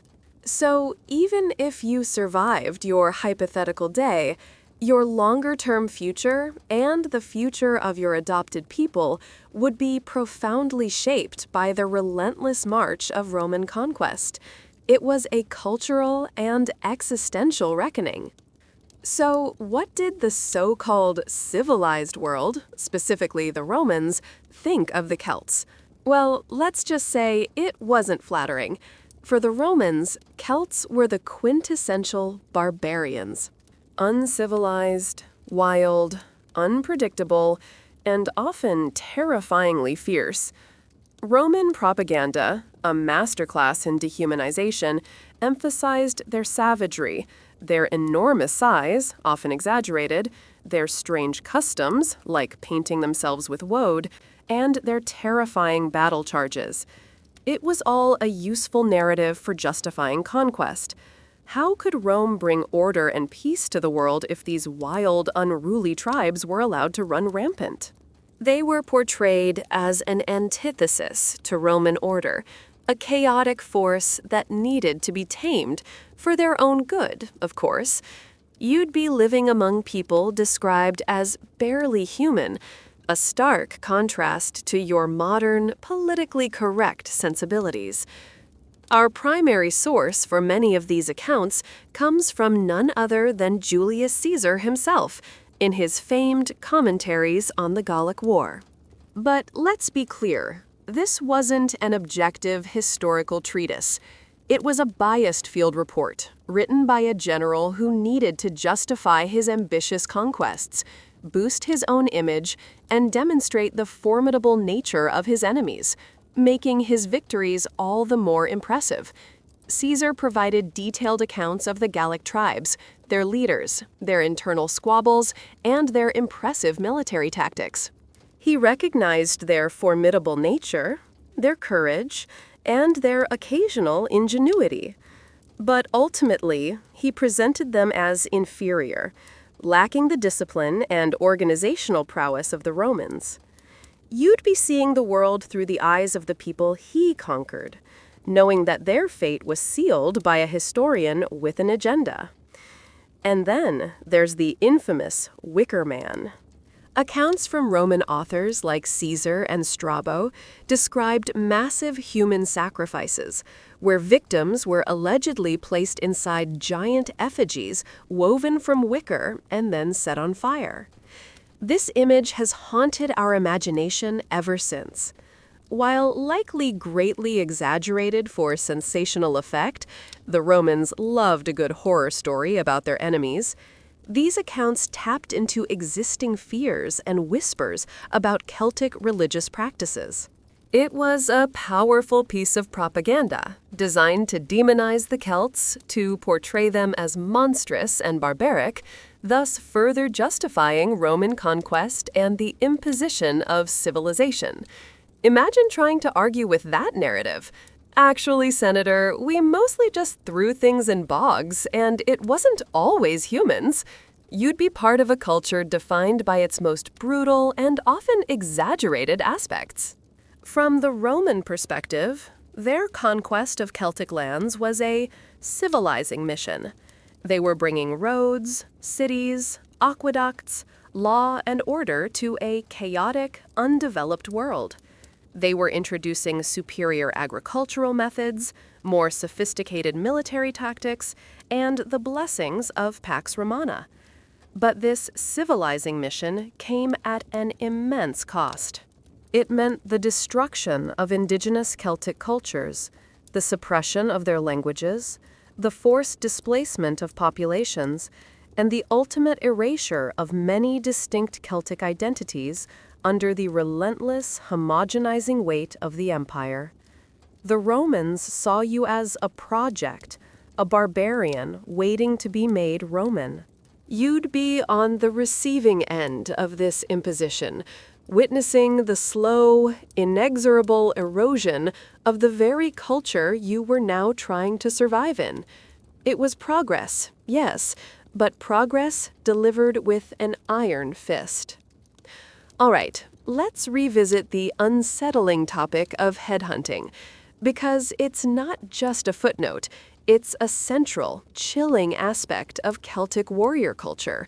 This wasn't random mutilation. It was infused with profound spiritual significance.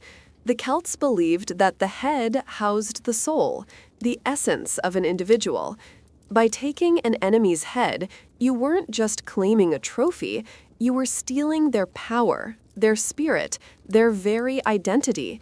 Imagine the ritualistic nature of it, the swift, precise severing, the meticulous cleaning, the preservation in cedar oil for the most prized specimens. These weren't hidden away. They were proudly displayed, nailed to doorposts, hung from horse bridles, paraded in triumph. It was a warning, a status symbol, a connection to the spiritual power of the defeated. For a modern observer, the sheer visceral horror of seeing these cephalic trophies would be profound. It would strip away any lingering romanticism you might have about ancient warfare, leaving you with nothing but gut-wrenching dread. Then there are the bog people. These aren't just ancient remains. They are ghastly, perfectly preserved time capsules, offering an intimate, terrifying glimpse into Celtic practices. Bodies like Toland Man or Lindo Man, found in peat bogs, tell chilling stories. Their flesh, hair, and even their last meals are often remarkably preserved by the acidic, oxygen-deprived environment. What they also often reveal are violent deaths, frequently ritualistic, garroting, throat-slitting, blunt force trauma, sometimes multiple forms of violence. These aren't just accidents. These individuals were often drowned in the bog itself. Their discovery suggests a complex interplay of sacrifice, punishment, and religious belief. Was it an offering to a fertility goddess? A punishment for a crime? A desperate attempt to appease angry deities during a harsh winter? Whatever the reason, these remains scream a silent warning. Life was cheap, and sometimes you were simply an offering. Let's talk about the Wicker Man again, because it's the ultimate dark myth. Roman authors, particularly Caesar, provided vivid, sensational accounts of massive effigies constructed from wicker, filled with live humans and animals, and then set ablaze as sacrifices. Was it true? Was it propaganda? The consensus among historians is that while human sacrifice was definitely practiced and large communal burnings were a part of some rituals, the scale and theatricality of Caesar's Wicker Man descriptions were likely exaggerated for dramatic effect. It made for excellent Roman propaganda, painting the Celts as truly monstrous barbarians.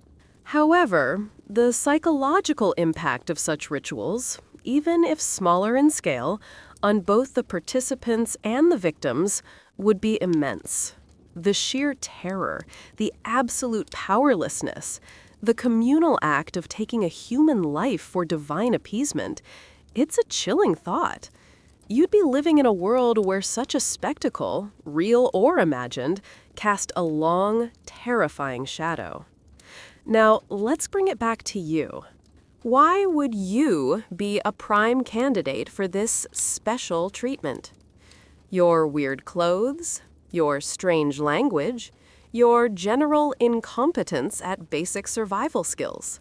All of this would immediately mark you as an outsider. And outsiders in traditional societies are often suspect. They are viewed with distrust, fear, or even as potential threats.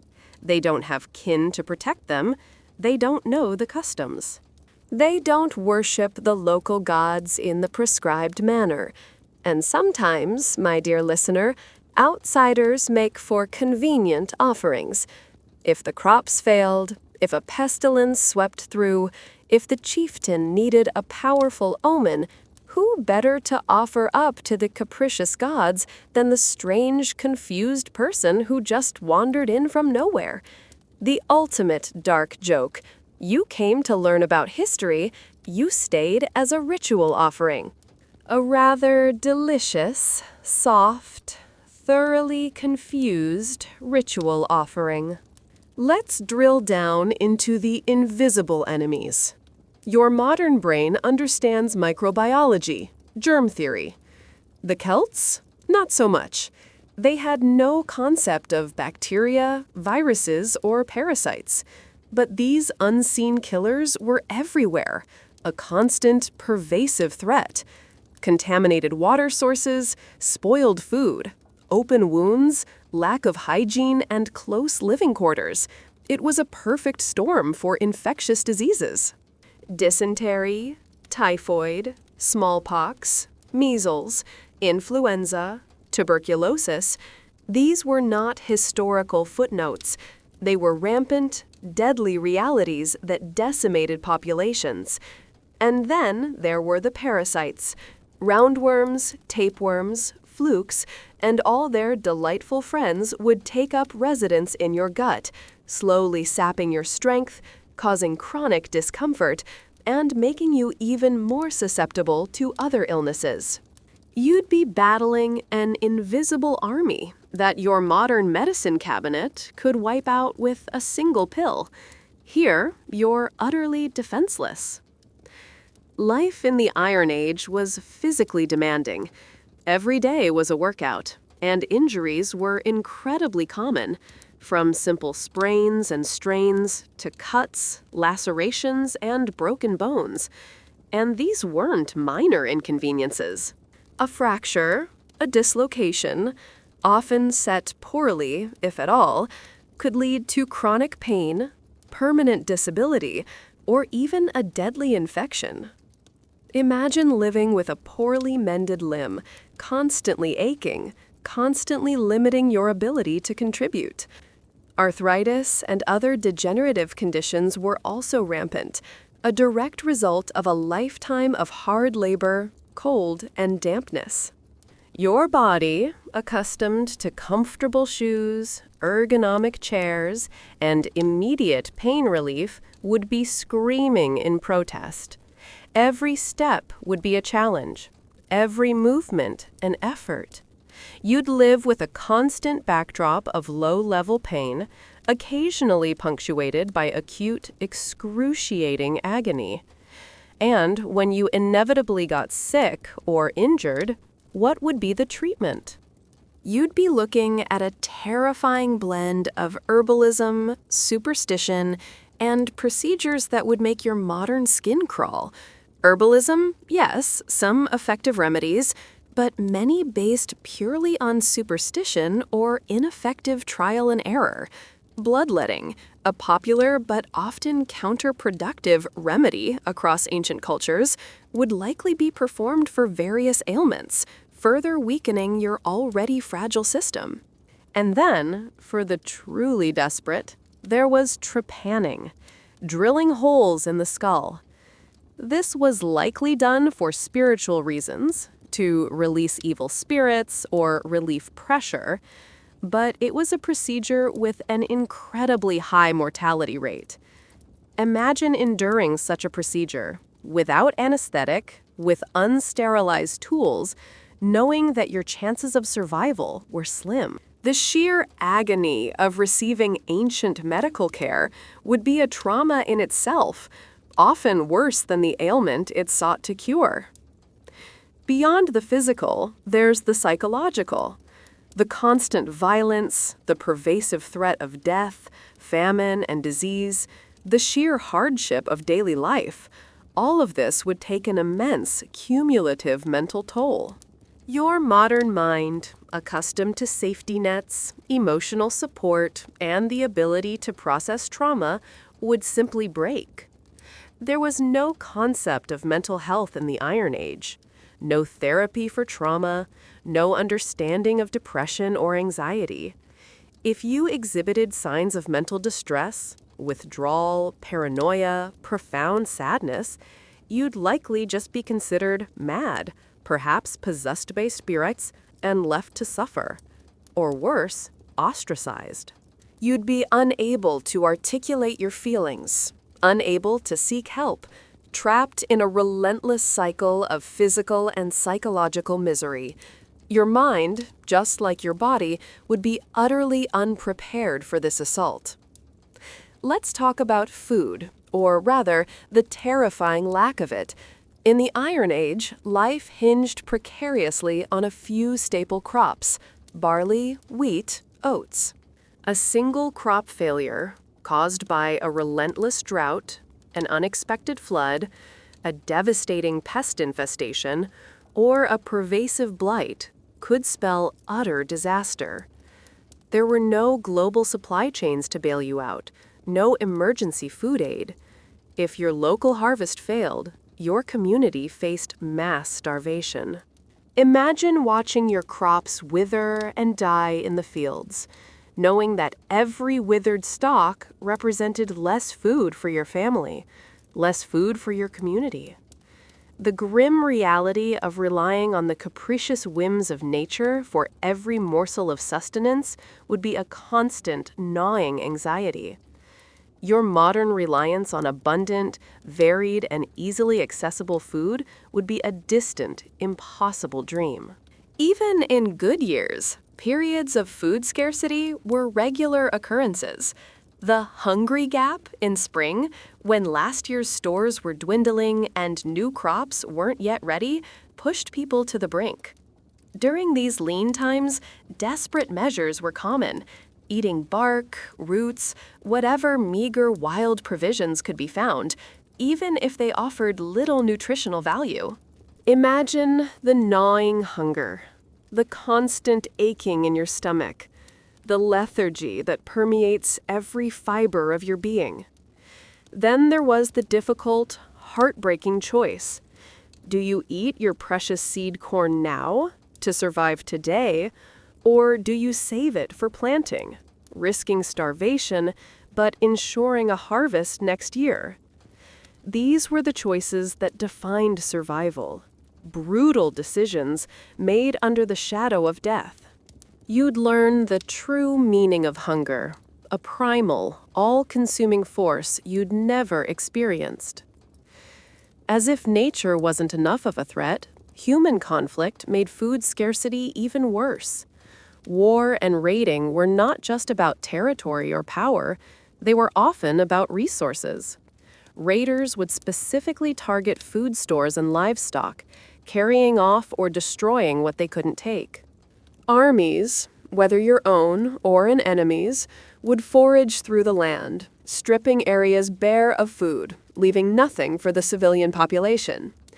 Imagine the double blow.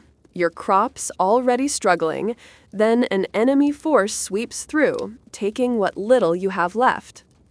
Warfare exacerbated famine conditions, plunging communities already on the brink into utter despair.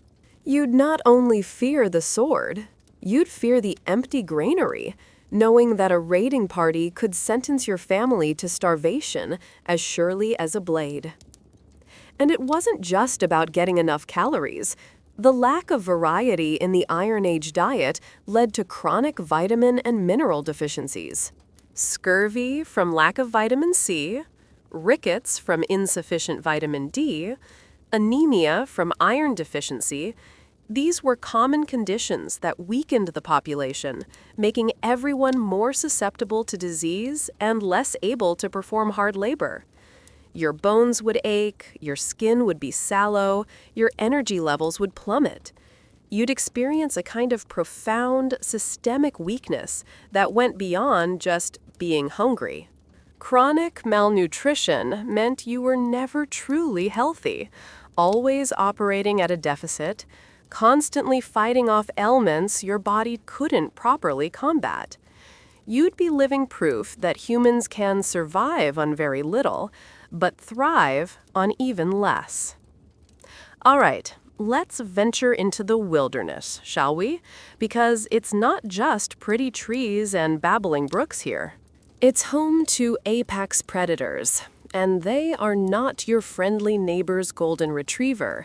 Wolves were a constant, pervasive threat, not just to livestock, but to lonely travelers, to children who strayed too far. Imagine the chilling howl in the dark, the glint of eyes in the tree line. Bears, particularly brown bears, roamed these ancient forests, dangerous when surprised, especially when protecting cubs or when hungry.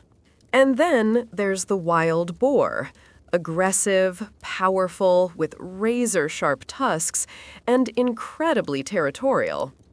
Encountering any of these without proper weapons, without skill, and without a group would be a death sentence.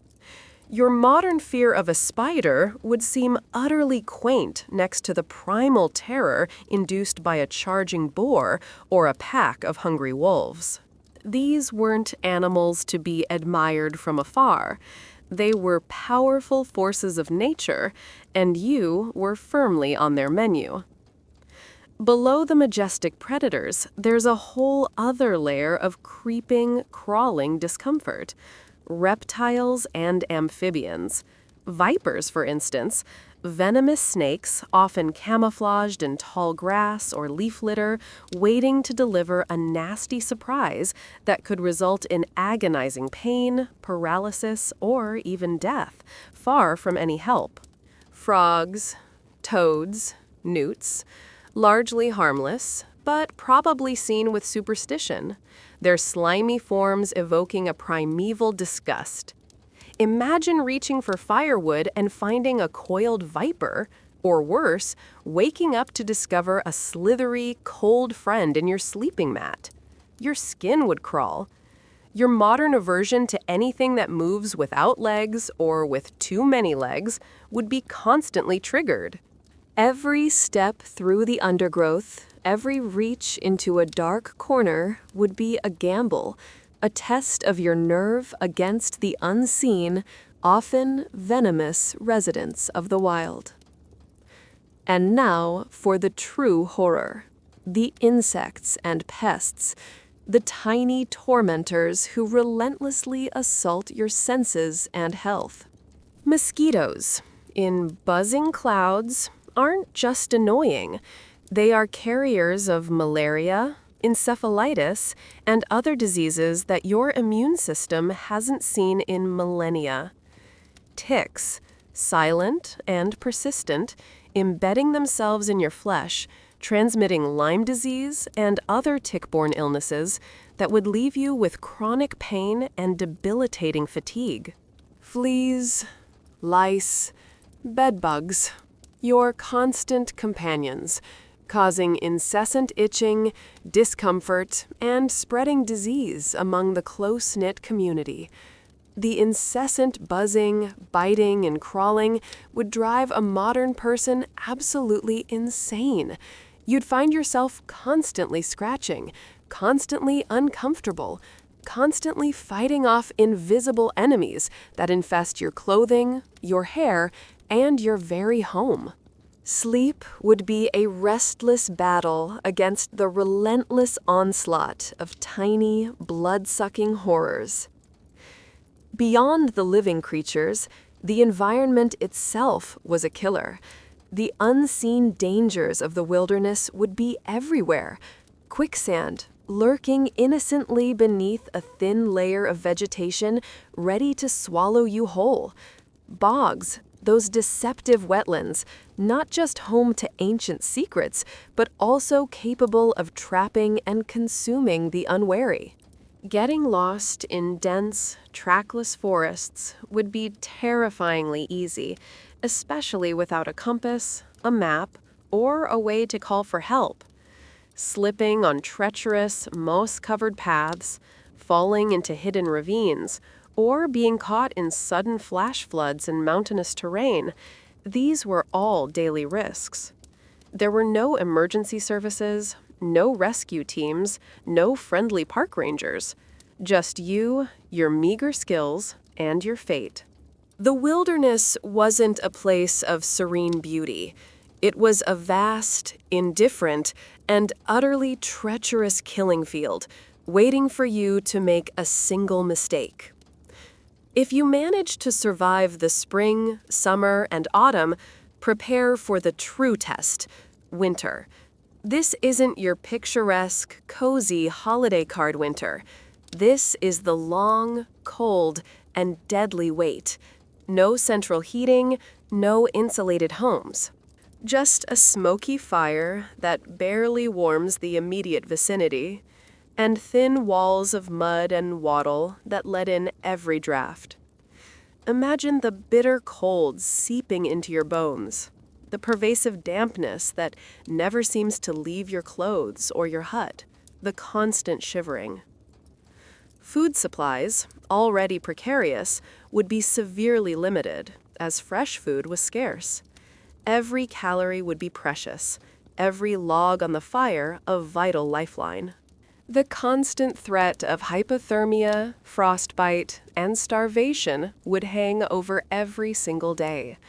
The darkness would be absolute, the days short, and the nights long and terrifyingly cold.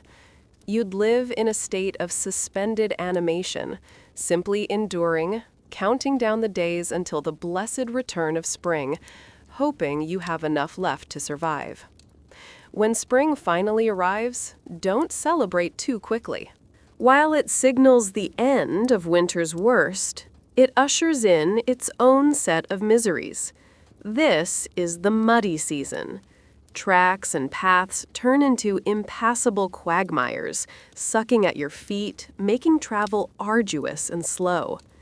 Meltwater from snow and ice brings floods, overflowing rivers, and, crucially, spreads disease. All the accumulated waste and pathogens from winter are suddenly on the move, contaminating water sources and creating new breeding grounds for illness. And then there's the hungry gap.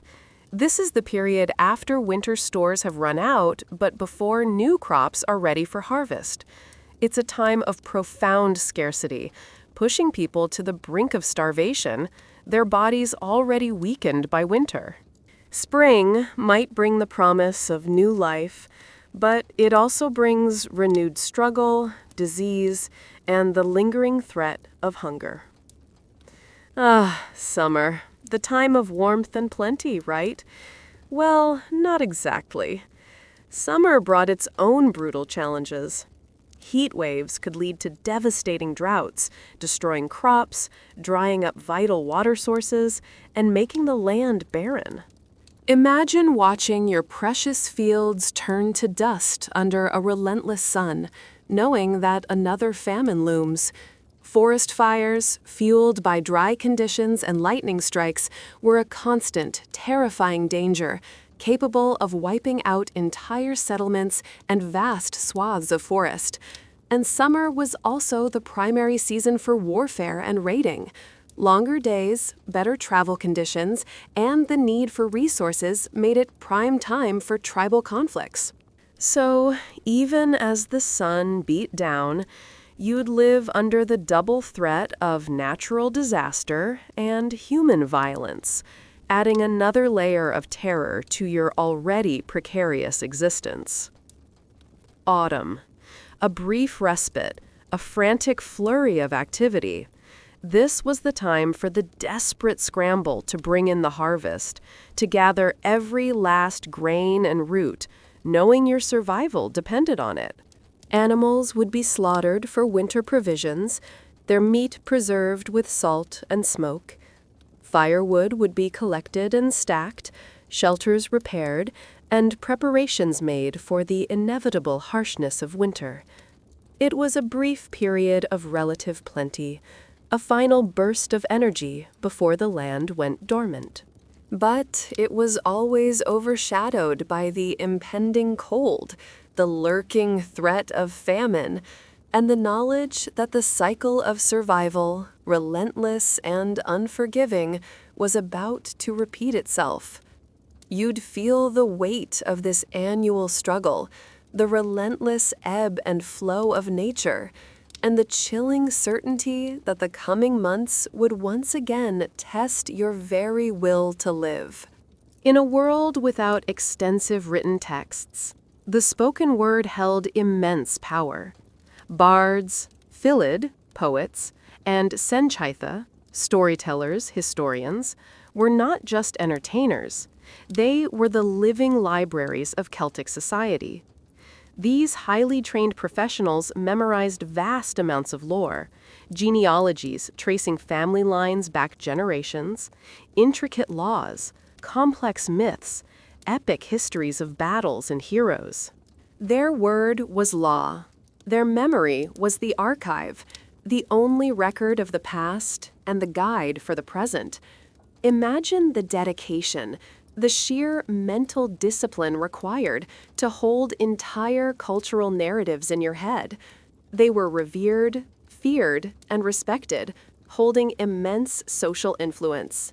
You'd be utterly reliant on their knowledge, trying to grasp the nuances of their stories in a language you didn't understand, realizing the profound difference between scrolling through Wikipedia and listening to a living, breathing history.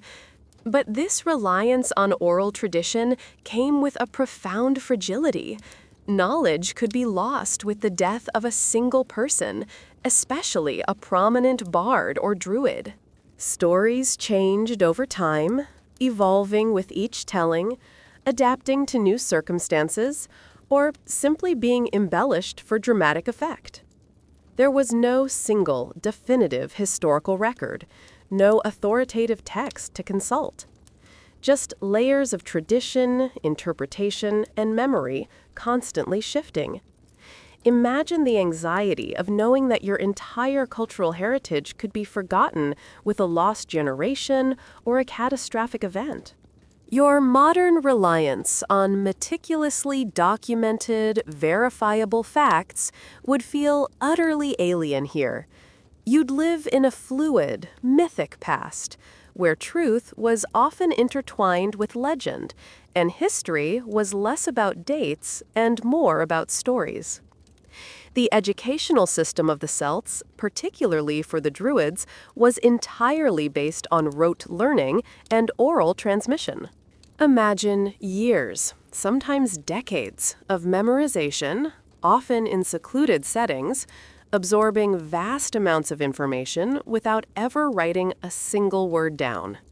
Learning was auditory and experiential, not textual.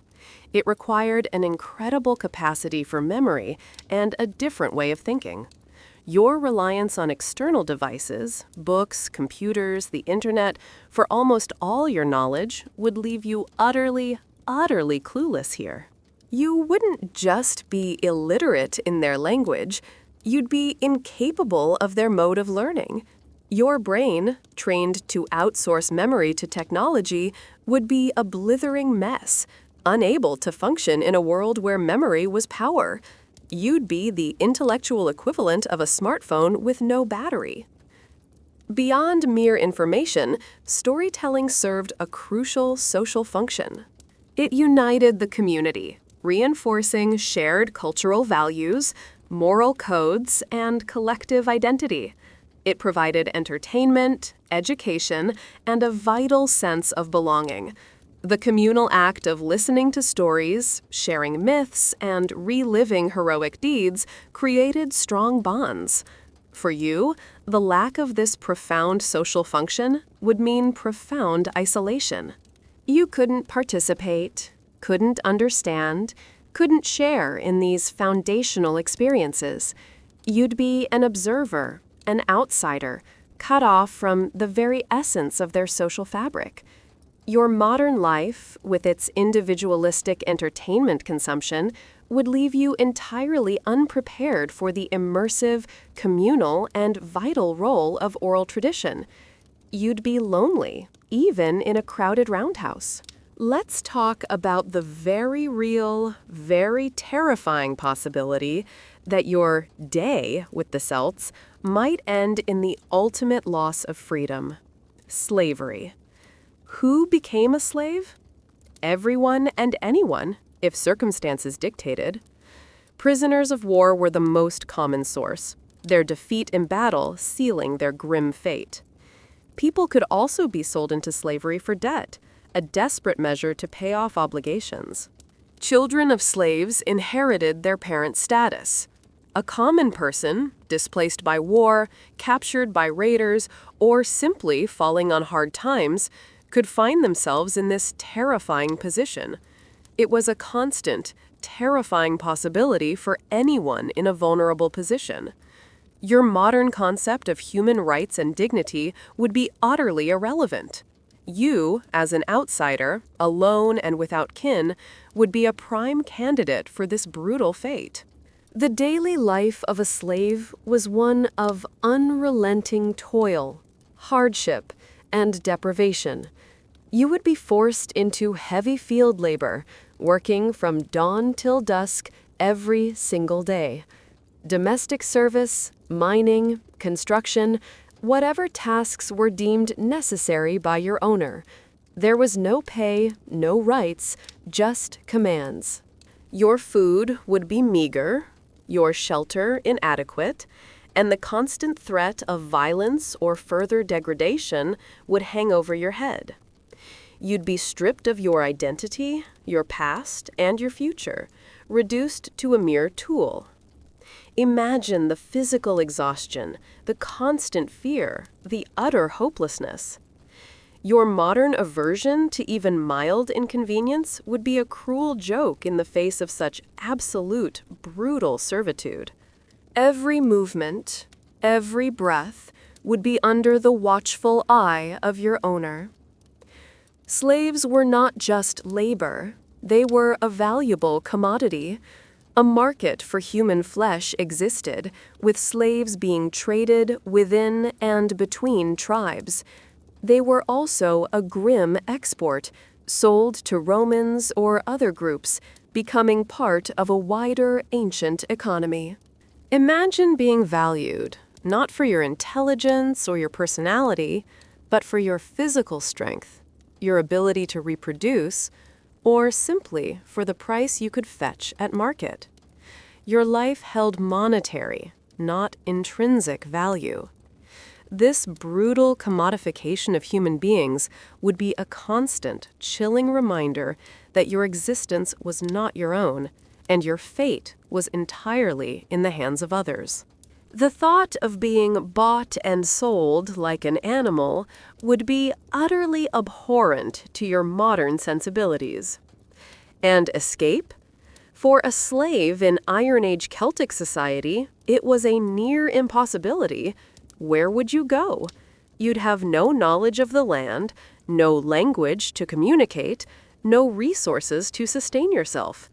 Every stranger would be a potential captor, every forest path a dead end. Every community a potential source of recapture and harsh punishment. There was nowhere to go, no one to trust, no legal system to appeal to. You'd be utterly alone, lost in a hostile world. The ultimate bleak existence, a life stripped of hope, freedom, and dignity. Your desire for freedom, for self-determination, would be crushed under the weight of this brutal reality. It's the kind of existence that would make you wish for the swift mercy of a warrior's sword. While men might have been the warriors and chieftains, women were undeniably the backbone of the household and, by extension, society. Their labor was essential for daily survival. They managed the daily operations of the home, cooking over an open fire, cleaning, such as it was, child-rearing in crowded, smoky huts. They processed food, taking raw grains and meat and turning them into sustenance. They made clothing from wool and linen, spinning threads and weaving fabric. They cared for the animals, milking, tending, and protecting them. Their work was relentless, physically demanding, and often went unrecognized in historical accounts written by men. You'd see them tirelessly working, their hands calloused, their bodies strong, their contributions absolutely vital to the collective survival. Women were not confined solely to the domestic sphere. They were significant economic contributors to the community. They often worked alongside men in the fields, planting, weeding, and harvesting. They were skilled artisans, particularly in weaving and pottery, creating essential goods for the household and for trade. Some women engaged in local trade, bartering goods and managing household finances. Imagine the intricate processes of transforming raw wool into a finished garment, from shearing the sheep to dyeing the yarn to weaving the fabric. This was a complex, time-consuming skill that contributed directly to the family's well-being. Their economic roles were diverse and indispensable, demonstrating a practicality that transcended rigid gender roles. They were active participants in every aspect of the economy, not just passive consumers. As mentioned earlier, Celtic women enjoyed a relatively higher status than in many other ancient societies. They could own property, a significant marker of independence. They had legal rights, including the ability to initiate divorce under certain circumstances and to have their testimony heard in legal disputes. Their influence extended beyond the domestic sphere. There are accounts of women acting as priestesses, seers, poets, and even formidable leaders or warriors, like the famed Queen Boudica. Their strategic marriages often forged crucial political alliances between tribes. Imagine the sheer strength of character, the resilience, and the intelligence required to navigate these roles in a brutal, male-dominated world. You'd witness a surprising degree of female agency and power, even if it was often hard-won and constantly challenged. However, despite their relative status and influence, women were still profoundly vulnerable to the brutalities of the age. The constant threat of warfare meant that rape, abduction, and forced marriage were always risks, especially during intertribal conflicts and raids. They could be taken as war prizes or slaves. Childbirth, as we discussed, was a major cause of death, making every pregnancy a terrifying gamble. They faced the same hardships of famine, disease, and harsh weather as men, often with the added burden of caring for children and maintaining the household. So, while powerful, their lives were never without peril. You'd see their strength, but also their constant resilience in the face of profound, systemic danger. Their power was often a quiet, enduring force, born out of necessity and sheer will. Let's talk about the youngest members of the community. Childhood in the Iron Age was not a period of prolonged innocence. It was a short, perilous beginning.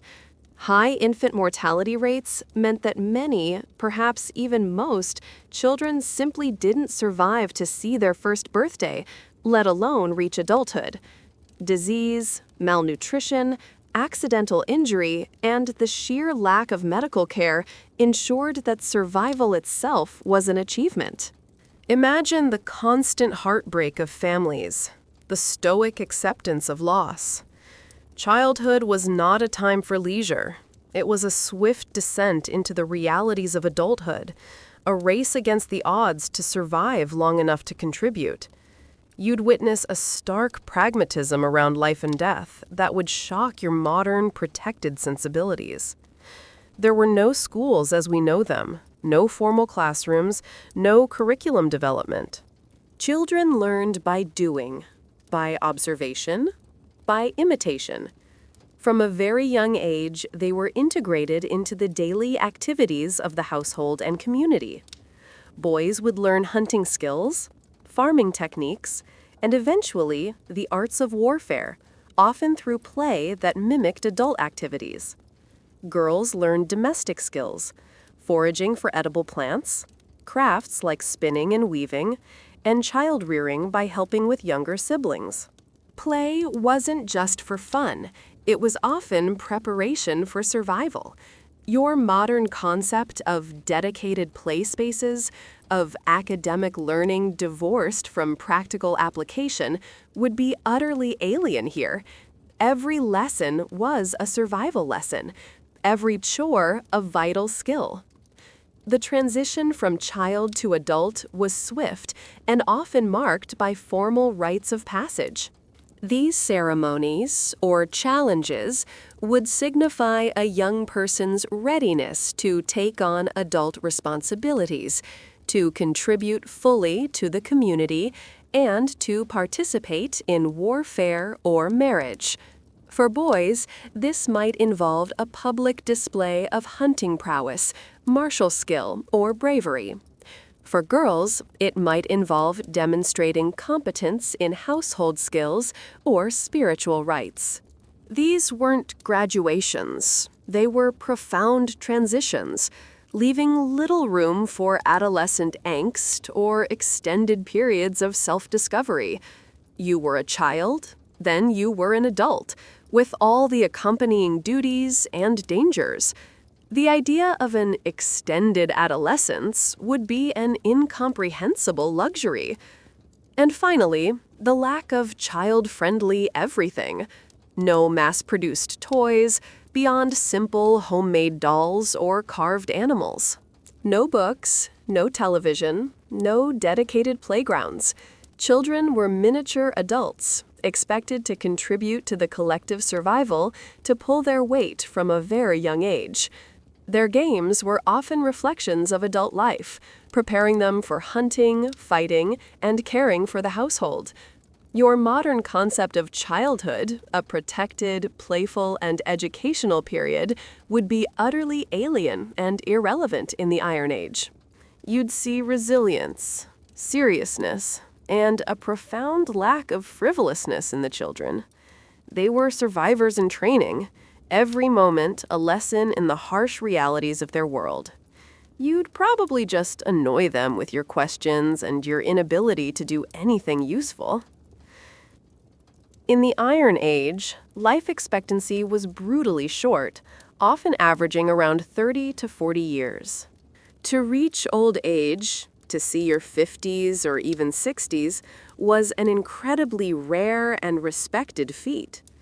It meant you were resilient, lucky, incredibly hardy, or very, very good at avoiding trouble and disease. Elders were revered for their wisdom, their accumulated experience, and their knowledge of tradition, history, and law. They were the living repositories of their culture, their counsel sought and valued. You'd see them, their faces deeply etched with the lines of a life lived hard, their bodies perhaps stooped, but their eyes still sharp. You, with your expectations of a long, comfortable retirement, would realize that simply surviving to old age was the greatest achievement of all. However, reaching old age also brought immense challenges. The physical decline in such a demanding world was profound. Arthritis would make every movement painful. Tooth loss would make eating a struggle. Poor eyesight would limit your ability to contribute to crucial tasks. Inability to contribute physically, to farm, to fight, could diminish one's status, especially if you had no other valuable skills. There was no social security, no nursing homes, no assisted living facilities. Reliance on family was absolute. If your kin didn't care for you, your prospects were grim.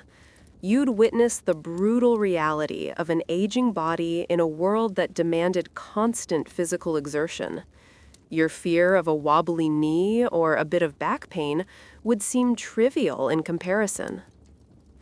When your time finally came, your demise would be met with specific rituals. Funerals and burial practices varied by tribe and status. Burial with grave goods was common, meant to accompany the deceased into the afterlife. Weapons for warriors, jewelry for the wealthy, food and pottery for sustenance in the next world. Cremation was also practiced in some areas, the body purified by fire. Elaborate burials for chieftains and elites, sometimes accompanied by sacrificed animals or even human retainers, would contrast starkly with the simple graves for common folk. It wasn't just an end, it was a spiritual journey, a transition to another realm, or perhaps just a messy ending to a messy life. You'd see the reverence, the fear, and the profound sadness that accompanied death in a world where it was a constant companion. The Celts held a strong belief in an afterlife, but its specifics were often a murky realm of heroes, spirits, and other worlds. It wasn't a neatly defined heaven or hell. Belief in reincarnation was sometimes present, especially among the Gauls, suggesting a cyclical journey of souls. Others believed in a more traditional otherworld, a realm of plenty or of ancestral spirits, often accessed through sacred sites or dreams. The world was alive with unseen forces, and death was merely a transition. The fear of restless spirits, of malevolent deities, would be pervasive. Your modern agnosticism or casual faith would be seen as bizarre, or worse, blasphemous, leaving you utterly unprepared for the spiritual weight of their beliefs. You'd face your end not with the comfort of modern palliative care, but with the terrifying uncertainty of ancient cosmology. All right, you soft 21st century human, we've come to the end of your hypothetical day, and let's be honest, you're not looking so good. Your immune system? Gone in an instant, overwhelmed by a symphony of pathogens it hadn't encountered since the Stone Age. Your hygiene standards? An unthinkable concept, replaced by a permanent film of dirt, smoke, and insect bites. Your diet? Unpalatable, insufficient, and likely causing severe gastrointestinal distress. Your reliance on technology? A crippling liability, leaving you blind, deaf, and utterly helpless. And your social skills? A death wish, practically guaranteeing you'd accidentally insult a chieftain, a druid, or a very territorial pig. You're a walking, talking anomaly, a delicate flower in a field of thorns. You wouldn't just struggle, you'd spectacularly fail. Beyond the immediate threats, consider the cumulative toll. The sheer physical exhaustion of daily life alone would break you. Every movement, every chore, every step would be an immense effort. Your body, accustomed to comfort, would simply give up. And the constant fear? The pervasive, gnawing dread of violence, famine, disease, and the unpredictable elements. There would be no escape, no respite, no modern comforts to offer a moment of peace. Just the relentless, grinding reality of survival, day in and day out. Your nervous system, coddled by a world of perceived safety, would be in a constant state of fight or flight, rapidly depleting your will to live. Then there's the mental breakdown, the sensory overload of unfiltered smells, sounds, and sights, the pungent aroma of smoke, dung, and unwashed bodies, the constant buzzing of insects, the sight of severed heads and ritual sacrifices, the crushing weight of not understanding anything or anyone, unable to communicate, isolated by language and custom. The existential dread of a world without safety nets, without certainty, without even the most basic conveniences you take for granted. Your mind, accustomed to order and predictability, would shatter under the weight of such profound chaos and discomfort. You'd be driven mad by the sheer unyielding grimness of it all. So, there you have it. You wouldn't last a day. The Celts were tough, ingenious, and utterly uncompromising. They forged a vibrant, complex culture in a brutal world, and they were survivors par excellence. And you, dear listener, would have been a rather delicious soft snack for the local wildlife, or perhaps a curiously ill-mannered sacrifice for a minor bog deity. This journey wasn't meant to scare you, merely to put things in perspective. It's a stark reminder of how privileged and pampered modern life truly is. So next time you're complaining about slow Wi-Fi or your coffee being slightly too cold, remember the Celts. And then, for the love of all that is good and sanitary, go appreciate your flushing toilet. Now, go to sleep. You've certainly earned it after imagining all that. And if you dream of gruel and lice, you know who to blame.